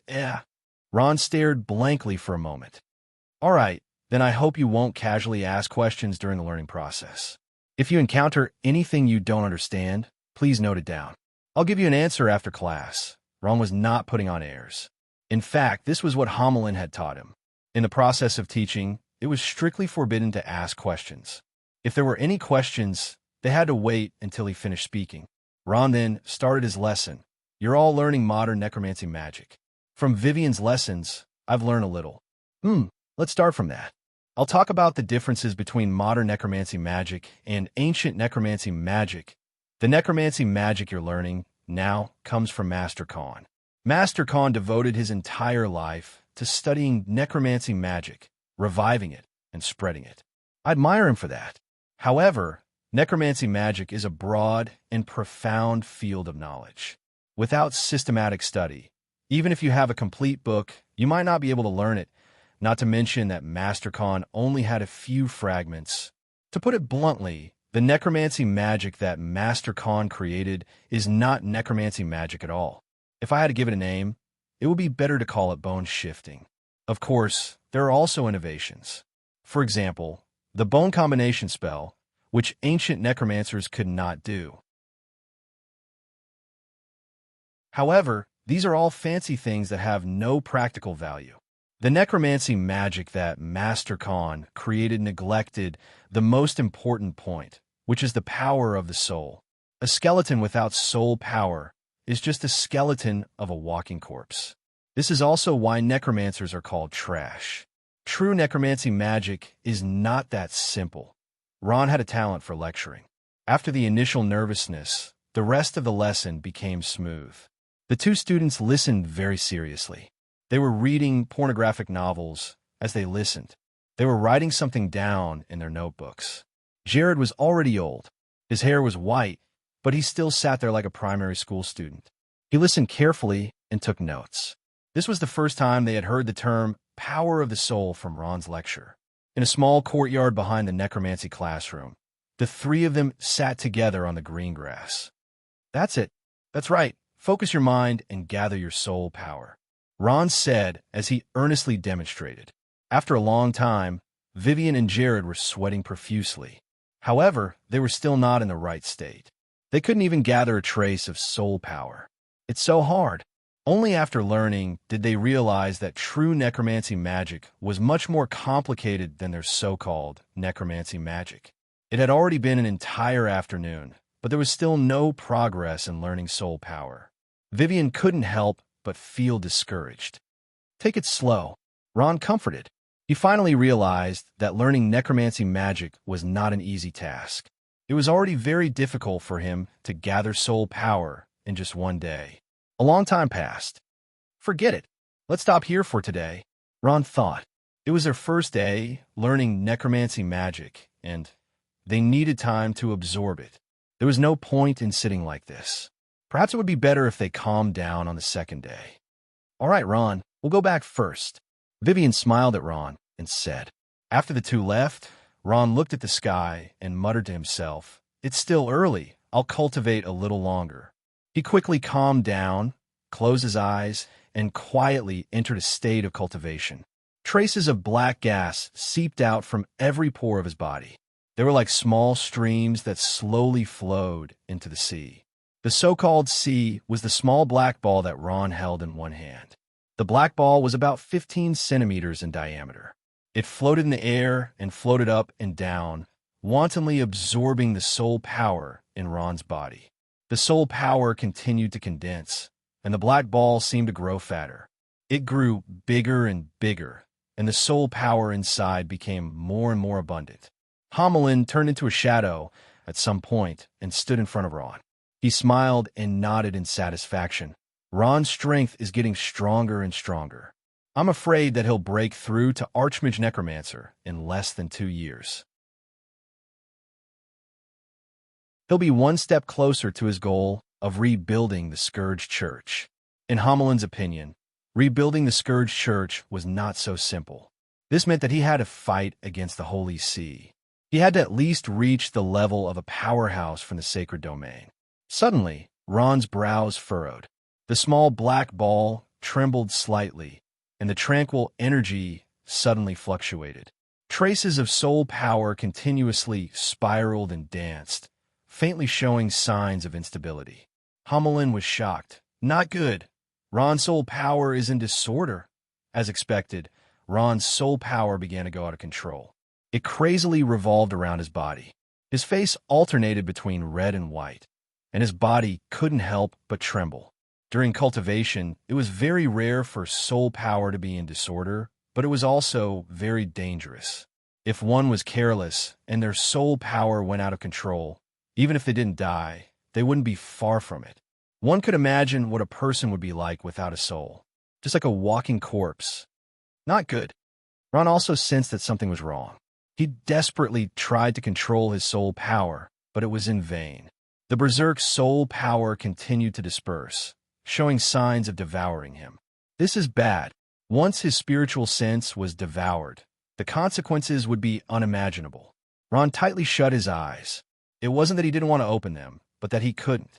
His spiritual sense was gradually losing control. He tried his best to control his soul power, trying to calm it down. The situation is getting worse. This won't do. If this goes on, Ron will be close to death, even if he doesn't die. Hamelin immediately took measures, crazily pouring his soul power into the ball. This won't do. My soul power is being repelled. Hamelin originally wanted to enter Ron's body and help him calm down the berserk soul power. Unfortunately, Ron didn't open his heart's defenses, and he was gradually losing himself. Hamelin tried for a long time, but to no avail. Finally, he chose to give up. With a long sigh, he looked helplessly at Ron. There's no other way. He can only pray for himself now. After an unknown amount of time, Ron felt that he was in a daze. He opened his eyes. The sky was still overcast. Above the sky, waves of black smoke drifted, adding a hint of desolation to the sky. Ron crawled up with a grunt. Everything around him was so familiar, yet so strange. Where is this? Wasn't I on the back mountain of the necromancy major of the Balarax Academy? How did I get here? As soon as Ron stood up, he gave himself a good fright. He was actually standing on a mountain. This wasn't an ordinary mountain. This was a mountain made up of countless corpses. Although this mountain was small, it was made up of tens of thousands of corpses. Everywhere was a ghastly red. Severed arms, cut open stomachs, puddles of blood, and intestines hanging upside down. Ron's heart pounded. He suspected that he'd come to hell. Ron noticed that these people were wearing standard armor. Even though they were dead, those who had fallen to the ground were still tightly gripping their weapons. It was obvious that a bitter battle had just taken place here. Ron looked up. The small mountain he was standing on was only one of the mountains of corpses and a sea of blood. There were countless small mountains like this around him. What's going on? Have I returned to the battlefield in my dream? Ron was indescribably shocked. At this moment, the clouds and wind in the sky surged. Not far away, something seemed to be calling out to him. What's there? Ron subconsciously walked in that direction. His thoughts seemed to be out of his control. He walked step by step in that direction in a daze, as if the answer he'd been searching for was there. There's someone. After walking for an unknown amount of time, Ron finally saw a group of people in front of him. He immediately hid to the side, afraid of being discovered. However, those people didn't seem to see him at all. It was reasonable to say that at such a close distance, he should have been discovered long ago. In front of Ron was a group of heavily armored holy knights. These holy knights seemed to have experienced a fierce battle. Their armor was damaged in many places. In front of these holy knights stood a group of people in black robes. There were several dozen of them. These people in black robes were relatively clean, but their expressions were dispirited. It was obvious that they'd lost the ability to fight. Their eyes were filled with fear, and their bodies were trembling.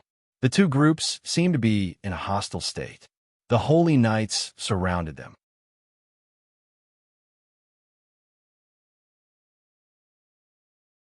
Chapter 120. The bearded commander sneered. I knew this bunch of people were stubborn. Even after using up all their strength, they still won't surrender. He laughed and made a cutting gesture. Yes, the soldier understood and immediately responded. Ready. The holy knights raised their swords up high, white holy light continuously condensing. The group of people in black also knew that their lives were about to come to an end. Their eyes shot out hatred as they raised their arms and shouted, as long as the undead don't die, the natural disasters won't be extinguished. As long as the undead don't die, the natural disasters won't be extinguished. The bearded commander clenched his teeth and said, Kill, no. Ron opened his eyes wide in fear. He had already seen the clothes of the mysterious group of people in black. They were necromancers. Bullets of holy light came one after another, and the necromancers who had already lost their ability to resist fell one after another. Not long after, there were no longer any survivors. It's over.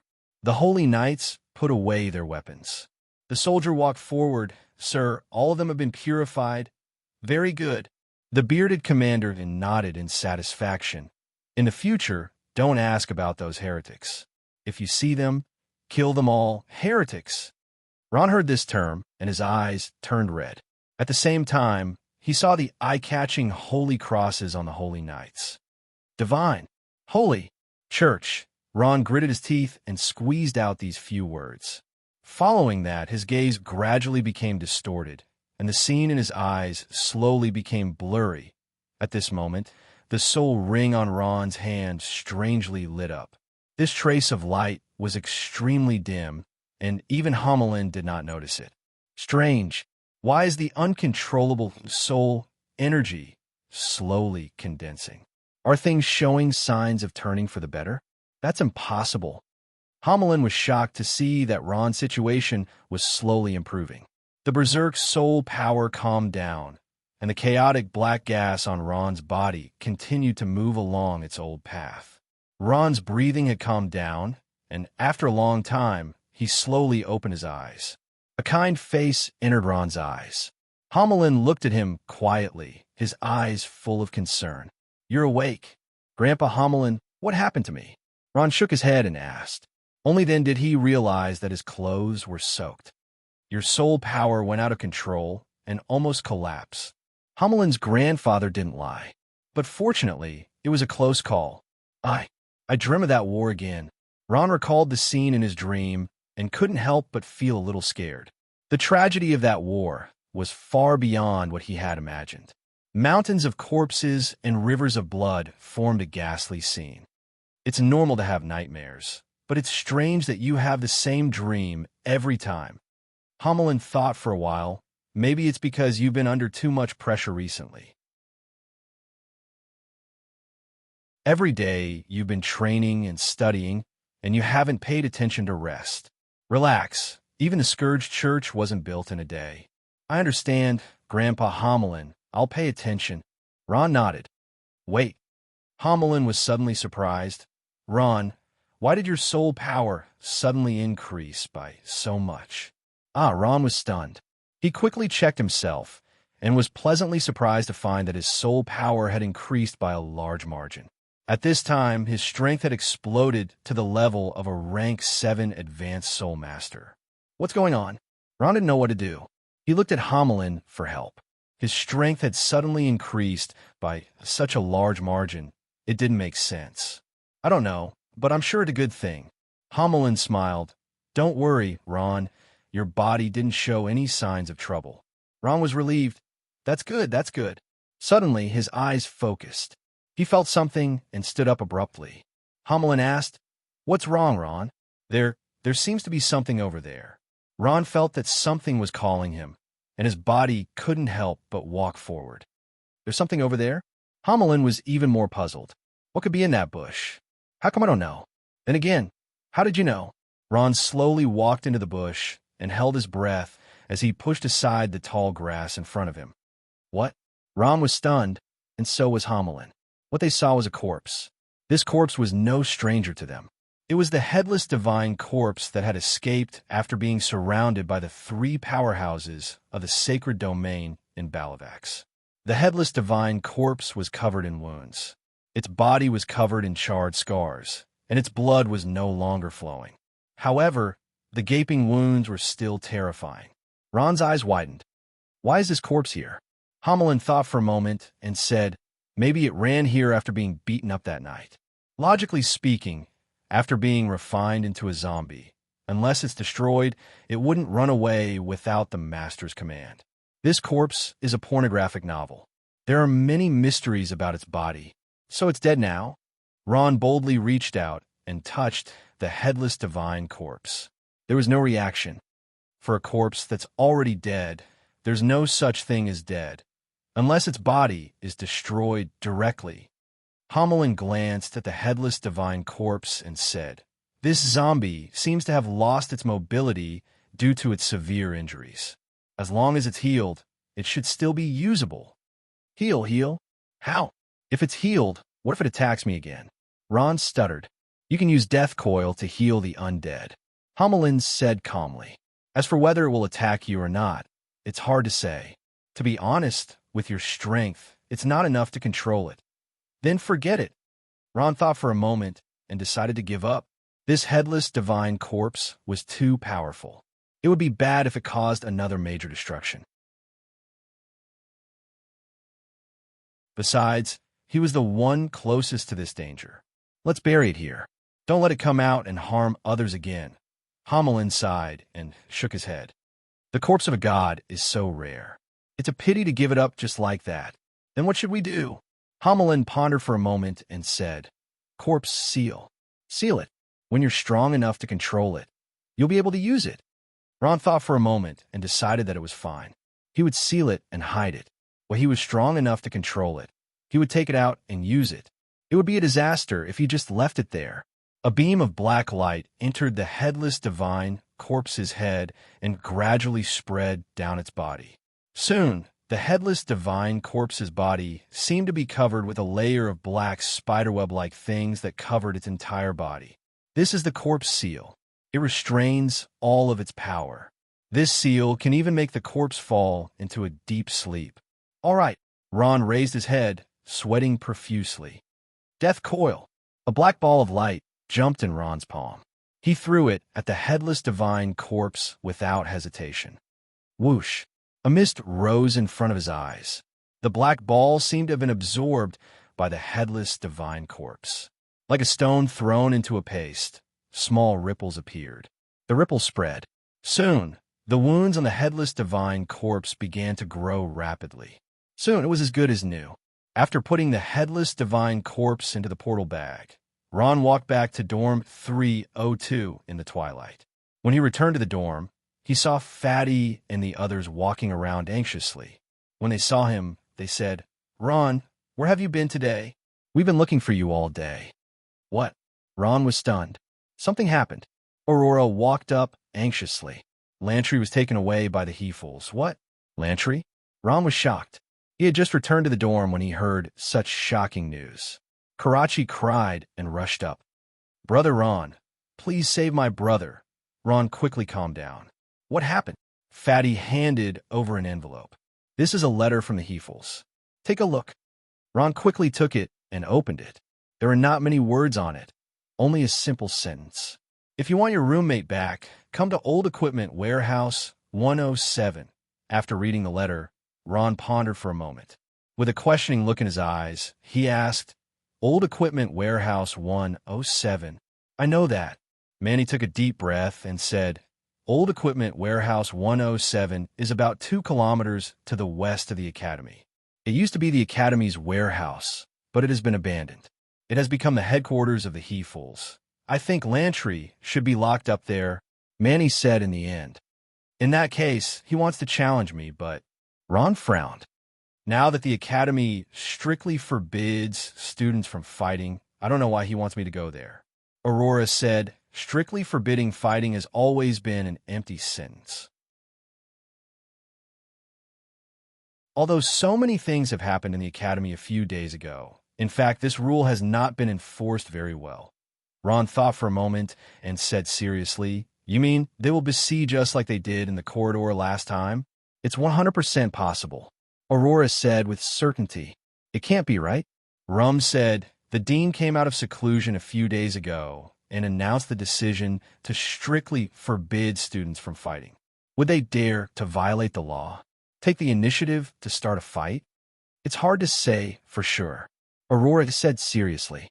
Ron sighed. "No matter what, we have to go there, even if it's a dragon's lair or a tiger's den." His gaze gradually became firm. "I want to go there too." "Yes," Aurora said. "Lantry is from our dormitory. No matter what, we have to save him." "Wait." Fatty thought for a moment and said. He rolled his eyes and said with a sinister smile, "We can call more people. Anyway, his letter of challenge did not say that we can't bring people." "Yes, call as many people as you can to create a scene," Aurora said. "Firstly, we can put pressure on He-Fools. Secondly, we can attract the attention of the higher-ups of the Academy. Thirdly, we can help." "Yes." Ron nodded. Fatty walked around the dormitory. Soon, nearly 100 people had gathered downstairs. However, when they heard that they were going to deal with He-Fools, they all felt uneasy. Some of them quietly retreated. In the end, there are only about 30 people left, which was only 1/3 of the original number. What a joke. Ron Skull and Bones Gang dared to provoke He-Fools. He might be powerful, but others might not.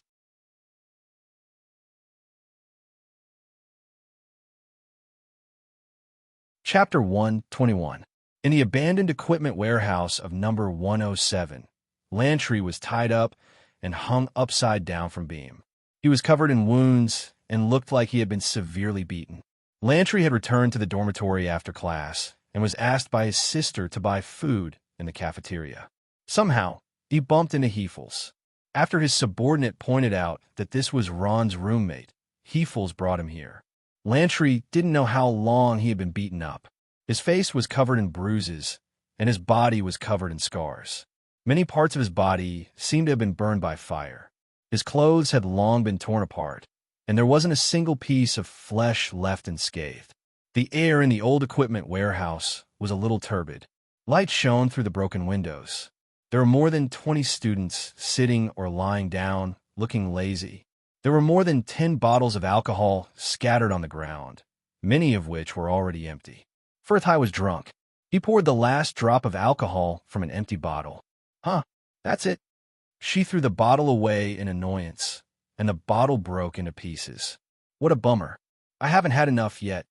"Yeah, there's only so little alcohol." A senior beside him burped. "Which damn guy went to buy alcohol? Why didn't he buy more? Pornographic novels. Look at him now, he's not even drinking." Fresno drank the least. He smiled and said, "I've already asked someone to buy more. He'll be back soon." Firthai's gaze fell on Lantry. He smiled sinisterly. "This guy, just looking at him pisses me off." As he said that, he suddenly rushed over and kicked Lantry's face. Ugh! Lantry was unable to dodge and let out a painful groan. "F***ck me. Aren't you a pervert? Isn't your Skull Society's boss, Ron, going to come and save you? Haha, I don't even see him now." Firthai laughed as he kicked Lantry. "Tooey." Lantry spat out a mouthful of bloody phlegm. His blood-red eyes stared at Firthai. He gritted his teeth and said, "Boss Ron will definitely come and save me. You still dare to be stubborn?" Firth grabbed a wine bottle and smashed it into 2 pieces, revealing a sharp edge. He said ferociously, Do you believe that I won't kill you right now? Even if Ron comes, he can only collect your corpse. Lantry sneered with bloody mouth corners. Kill me if you dare. Hey, do you think I don't dare to kill you? The smell of alcohol rose up from Heifeld's head, and a trace of killing intent flashed in his eyes. He held the bottle in his hand and stabbed it towards Lantry's stomach. Enough. A voice came from the corner. It wasn't loud, but it was enough to wake Highfirth up. Highfirth put down the half-broken bottle and smiled embarrassedly. Yes, big brother. Although he was arrogant, he was still most afraid of his big brother, Hefels. Hefels glared at him fiercely. If you continue, he'll die. Do you want to kill someone? I just want to scare him. Highfirth said with a smile. Hefels snorted. He was obviously dissatisfied with Lantry's answer, but he didn't say anything. Highfirth rolled his eyes and said with a smile, Big brother, I get the priest to heal him and then play with him for a while. There's no wine to drink and nothing to do now. It's quite boring. Highfirth was indeed full of evil tricks. He could even think of such a vicious way to torture someone. Hefels closed his eyes and didn't comment on his words. Highfirth smiled sinisterly. This showed that his big brother agreed. At this moment, Frazino said with a smile, Big brother, you left him a challenge letter. Do you think Ron will come? Before Hefels could answer, the senior beside him answered, Nonsense, he has the guts to come? There aren't many people in the entire academy who would dare to accept Big Brother's challenge letter. As they were talking, the door was suddenly pushed open with a bang. A group of people rushed in. These people had a skull symbol wrapped around their arms. The sinister skull made them look a little creepy. Hefels. When enemies met, their eyes turned red. Although Hefels was sitting in a dark corner, Ron still recognized him at a glance. He called out his name with gritted teeth. Hefels flipped over and jumped up from the ground. He sneered, Ron, we didn't disappoint me. You really came. His younger brother, Highfirth, darted out from the side and smiled. Not bad, you have guts, Ron. But I have to tell you, people with guts can easily lose their lives. With that, he smiled. Yo, you seem to have brought a lot of people. Do you think that you can win with more people? Hefels only had a dozen people, while Ron had close to 30 people. In terms of numbers, Ron's side had twice the number, but in terms of strength, they were far behind. Hefels' side had more than a dozen people below the intermediate level, but Ron's side had quite a number of trainees. Aurora snorted. Hefels, aren't you too arrogant? You even dare to touch someone from my dormitory? You must be Aurora, the one known as the Archer God. As expected, you don't look that good. Firth laughed. So what if that guy is from your dormitory? There's no one in this academy that my big brother doesn't dare to touch. You dash. Aurora was so angry that her face flushed red. Fatty sneered. Compared to a certain someone lying on the ground like a dog eating poop, I'm much better, right?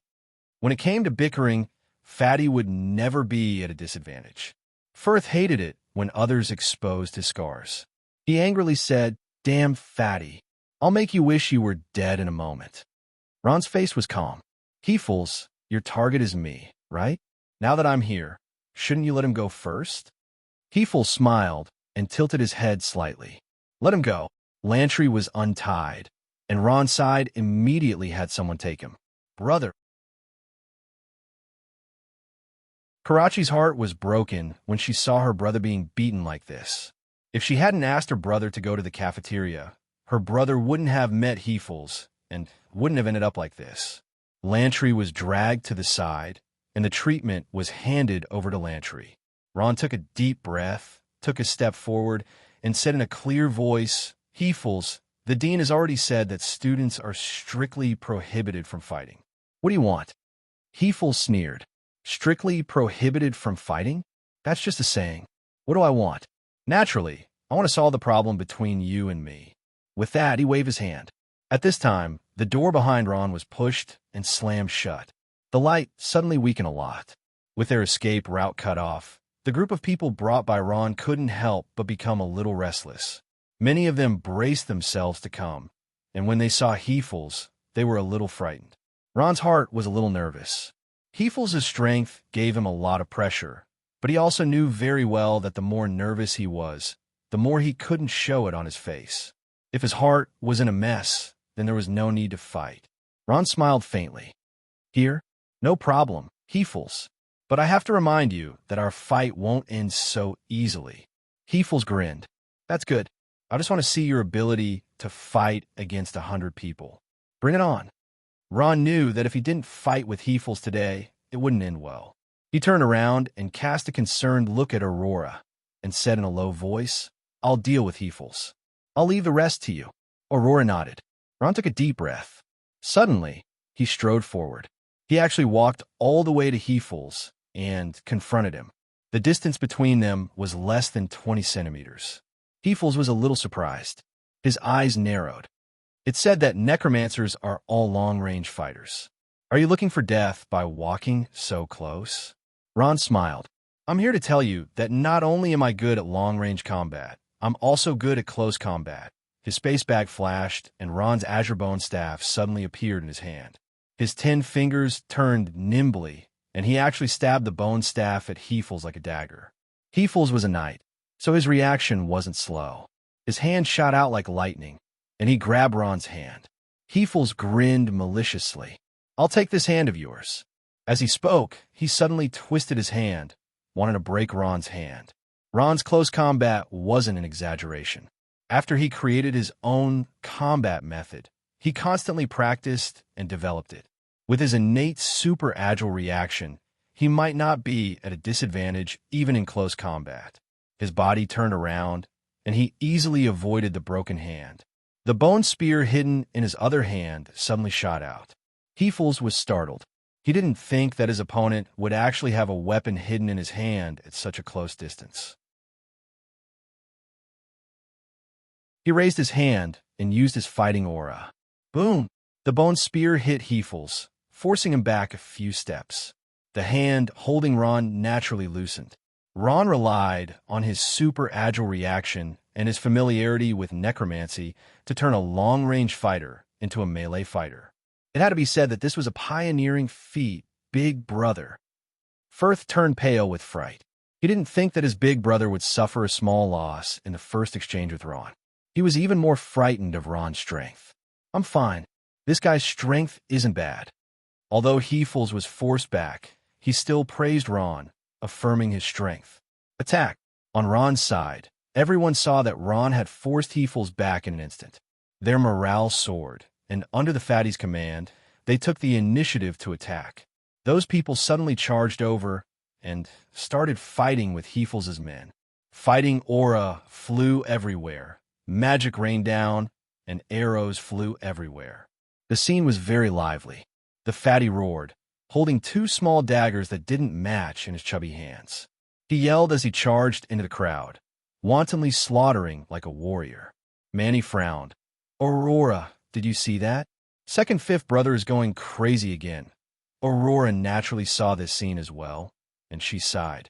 This fatty was weak, but the key was that he didn't listen to orders. He fought like an angry bull and didn't even listen to Aurora's words. He was clearly a thief, but he actually charged at the front like a warrior. He was covered in wounds every time. If it weren't for his teammates looking after him, who knew how many times he would have died. It can't be helped. He's just like that. Aurora looked at the fatty's gaze rather helplessly. She said to Karachi, "Look after the fatty."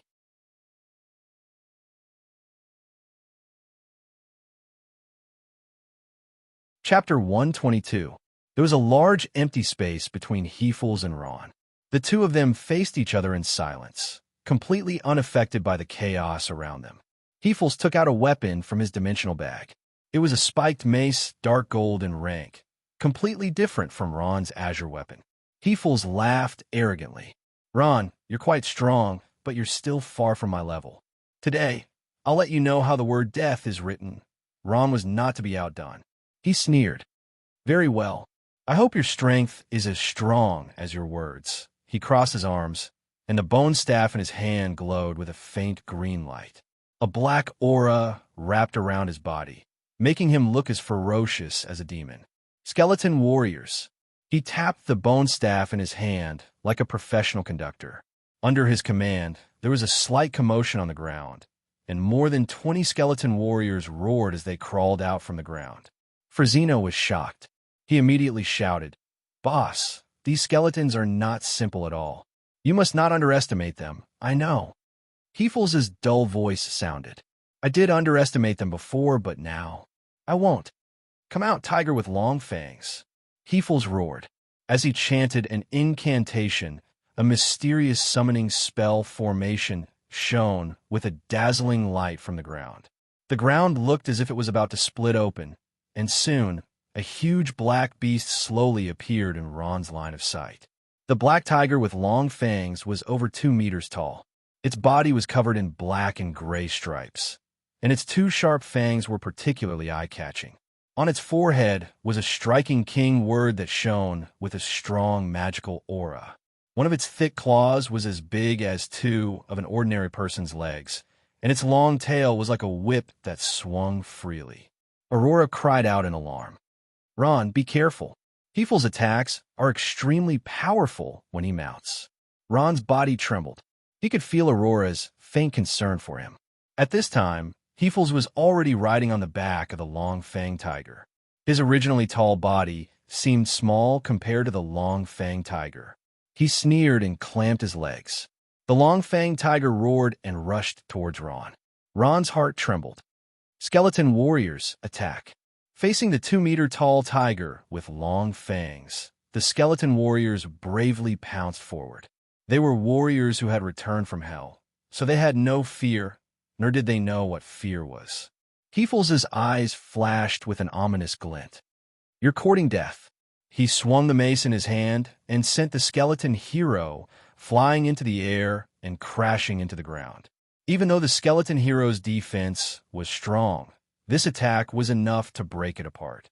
The long-fanged tiger pounced, its thick claws easily tearing through the skeleton warrior's defenses. With a crack, it tore one of the skeleton warriors in 2.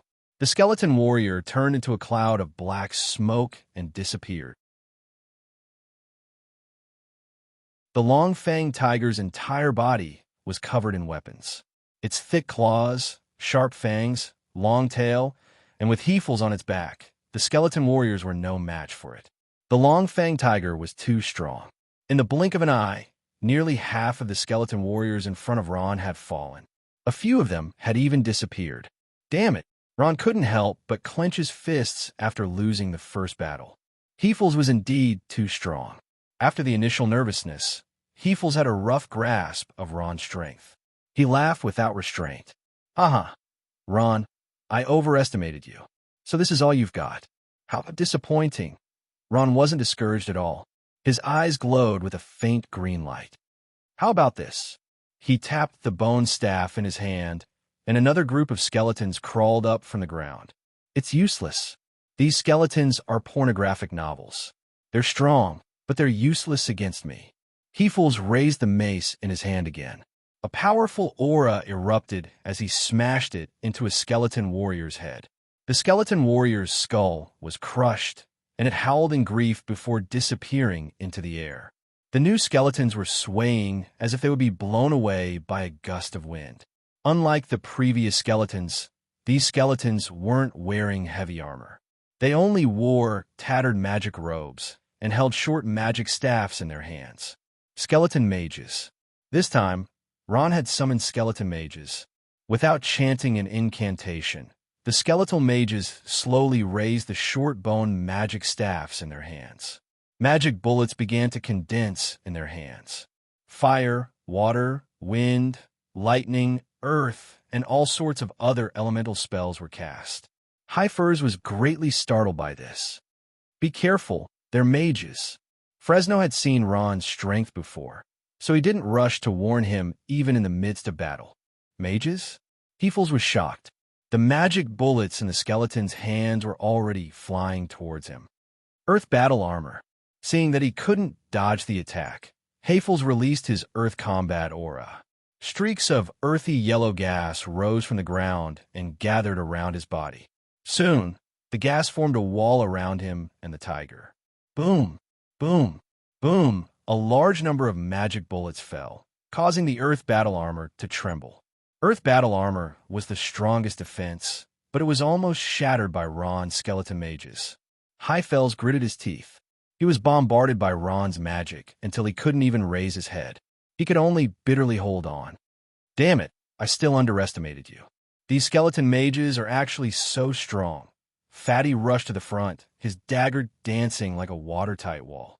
Soon, he was beaten back by a swordsman, adding a few terrifying wounds to his body. Rum, hurry up and heal, second brother. He's dying, Karachi said, jumping up and down. As she spoke, she released small fireballs to repel the enemies around Fatty. I can't release it. At this time, Rum was sweating profusely from anxiety, but the more anxious he was, the more mistakes he made. He couldn't release the healing spell that he had practiced thousands of times. Every time he raised the scepter in his hand, he only released air. Karachi saw that Fatty's figure was on the verge of collapse and released a few small fireballs to cover him. At the same time, she stomped her feet anxiously. Rum, can you hurry up? Second brother, he's really dying. I know. Rum didn't know why, but he raised the scepter in his hand again and again and chanted spells again and again, but he couldn't release any of his power, let alone heal. He was so anxious that he was sweating profusely. At this time, a freshman priest next to him made a move. A beam of light lit up on Fatty's body, and his wounds were quickly healed. Rum breathed a sigh of relief and said to the freshman priest, "Thank you." The freshman priest nodded. "You're welcome, senior. But your healing is also good. I don't have much magic left, Yes."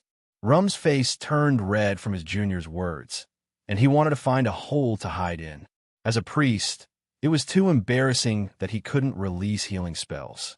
In fact, Rum could be considered an excellent priest, but his healing spells couldn't be revealed in critical moments. Sometimes, because of this, he dragged the whole dormitory down, so he was kicked out of his original dormitory and came to dormitory 302. Although Ron's group had a lot of people, except for Aurora, Manny, and a few stronger freshmen, most of them were trainees. Being able to follow Ron here was already a lot of courage. In terms of strength, they were pitifully weak, and many of them were beaten down by Hefels's group. Although Hefels's group had fewer people, they had the upper hand. Only Aurora and a few others were bitterly holding on. Manny was a fire intermediate swordsman. She wore a woman's light armor and wielded a one-handed sword like an agile snake. She held a shield in her other hand and dashed left and right in the crowd. Her strength was not bad, and her foundation was quite solid. Most of the professions below the advanced level were not her match. Compared to Manny, Aurora was abnormally strong. Her strength was far beyond that of ordinary advanced professions. She used all kinds of magic arrows, such as explosive arrows, guided arrows, multiple arrows, piercing arrows, and so on. Every time she shot an arrow, there would be an unlucky person who would fall. When she fought with Ron, she had held back her strength. Aurora's opponent was Hefels's wife, Miss Soya. This advanced priest was very difficult to deal with. Even with Aurora's strength, she couldn't do anything to her. Aurora's weakness was that her defense was a little weak, but she complemented Manny well. They were called the best partners in dormitory 302. Basically, she and Manny represented the main force of dormitory 302. "Oh, Boss Aurora, let me fight." Lantry had just recovered from Rum's treatment, and he couldn't wait to speak. Aurora said without turning her head, "Lantry, your body is still very weak. You'd better rest. I'll protect you, but... Lantry wanted to say something, but he was interrupted by Aurora without hesitation. "No buts. Let's do it."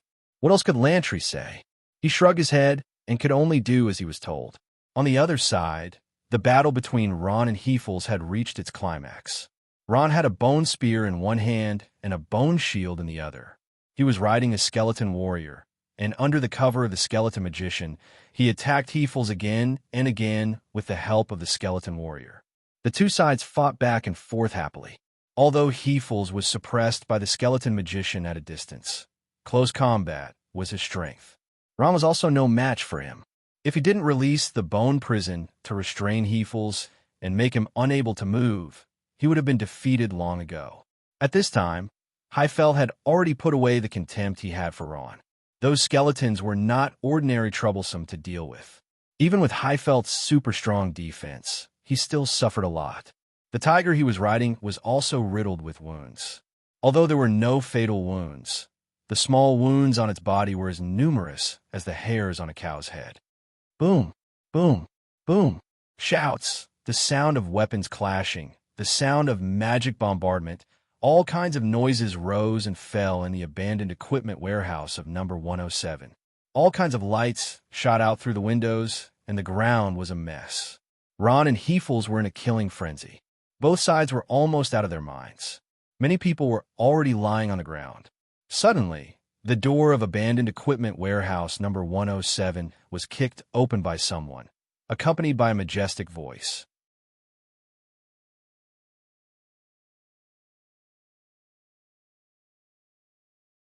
Chapter 123. F***CK, who are you? Why do you have to tell us to stop? Highfirth had just defeated a new student and was feeling smug when he suddenly heard a shout. He did not take it seriously and provoked. He thought that it was another faction from the academy that had come to help. With his big brother Hefels around, he did not put anyone in his eyes. Highfirth turned around and saw a familiar face. He was so scared that he almost fell to the ground. Duh. Vice Dean Dabbs? When the vice principal arrived, everyone stopped fighting. Even Ron and Highfurs, who were in the midst of a fierce battle, stopped and glared at each other with their cross-eyed eyes. Dabbs walked over with a face full of anger. He had always been amiable in front of all the students. Ron and Hefels had never seen him lose his temper like this. Dabbs' face was gloomy as he said in a deep voice, "Who started this?" Hefels and Ron pointed at each other. Hefels was not stupid. He was smart. If he admitted it now, he would be courting death. The students got up one after another. Many of them who were lying on the ground let out inaudible groans and were helped up by their companions. Darbus naturally knew who was the instigator. As soon as he received the notice, he rushed over in a hurry. He glanced at Highfields and said, "Highfields, you're also a senior. A senior should act like one. How can you bully your own junior? What kind of scandal is that?" Bully? Hefels glared fiercely at Ron. Since the start of the fight, although the other party was at a disadvantage, it was not easy for him to win. How could the word bully come from? "Dean Dabbs, I won't dare to do it again." Hefels was tall and was a few heads taller than Dabbs. However, he was submissive in front of Dabbs. His arrogance and domineering aura from before had been thrown beyond the 9 heavens. Even the ferocious tiger with long fangs was as obedient as a cat. This was not just because of Dabbs' status as the vice dean. Most importantly, his strength was unfathomable. He was a water grand magus, a master-level powerhouse. It was said that he was half a step into the sacred domain. Otherwise, Prats would not have asked him to be his assistant. However, Dabbs himself was clear that he was still thousands of miles away from the sacred domain. At his level, it was not something that could be broken through with hard work. If he did not have the talent and opportunity, he would never be able to break through. Dabbs' expression eased a little. He was satisfied with Hefels' attitude. He nodded and said, "I'll let it go this time. If there's a next time, I will definitely expel you from the academy. Even if you want to settle something, it has to wait until after the ranking tournament." It was not that they could not fight, but at the very least, they had to wait until after the ranking battles. Fights within the academy were common occurrences, and the mentors would usually turn a blind eye to them, acting as if they did not see anything. However, after Dabbs took over as the vice headmaster, things became even worse. According to what he had said in a private meeting with the mentors, the students that they nurtured were not vases. Regardless of whether they were willing or not, they would eventually have to fight in various fields in the future. Perhaps it would be on the battlefield, perhaps in the forest where no one would tread, or perhaps in the manners of great nobles. In short, when he had chosen the path of the strong, in the end, if he chose to fight, he could not avoid fighting in his life. If he did not even dare to fight amongst students, what else was there to say? Therefore, the first thing that Dabbs did when he took over as the vice dean was to privately encourage students to fight among themselves. As long as it did not harm lives and did not escalate the matter, the students who caused trouble would usually be lifted up high and let down gently. As for why Ron was locked up in the dungeon, it was because he had incurred public wrath. It had nothing to do with him fighting. I understand, Heefles answered honestly. At this moment, Dabbs' eyes glanced at Ron from the corner of his eye. He said amiably, "Ron, if there's nothing else, you can go back. The injured students can be brought to the Academy's treatment room to be treated by the teachers. Thank you, Head Dabbs." Ron bowed. The skeleton warrior and skeleton magician behind him turned into a puff of smoke and disappeared. Not bad indeed, summoning puppets to fight, and their battle strength is also incomparably strong. Looks like ancient necromancy magic is indeed worthy of its reputation. Dabbs thought as he twirled his beard. He smiled and said to Ron, "All right, Ron, go back and prepare for the ranking battle. Strive to obtain a ranking in the ranking battle. This is not only important to your dormitory, but also to you." Dabbs gave timely advice to Ron. Ron answered, "Yes, Head Dabbs. I will definitely prepare meticulously. I will not disappoint you." Dabbs nodded in satisfaction. He glanced around and left without looking back. He had finished speaking. It was up to them whether they listened or not. Dabbs believed that even if Heefles had 10 times the courage, he would not dare to make a move on Ron again. In fact, he was right. From then on, Dabbs did not look at anyone else. Dealing with the two leaders was enough. Dabbs left. He came alone without a teacher. After he left, the old equipment warehouse 107 regained its tranquility, as if he had never been there. Ron and Heefles looked at each other in silence. Their breathing was so light that it was almost inaudible, but it was very clear in this quiet warehouse. Ron clenched the bone staff in his hand tightly. He secretly became vigilant. If Heefles had made the first move, he would have retaliated no matter what. He was not used to being beaten, even if it was for Dabbs' sake. However, things did not develop as he expected. Heefles moved his mouth, as if he wanted to say something, but did not. After a long time, he said, "Let's go." With that, he waved his hand and left with his people. "Just you wait." Highforth walked to Ron's side and said fiercely, "Who's afraid of who?" Aurora was not to be outdone. Phew! After Heefles left, Ron and the others breathed a sigh of relief.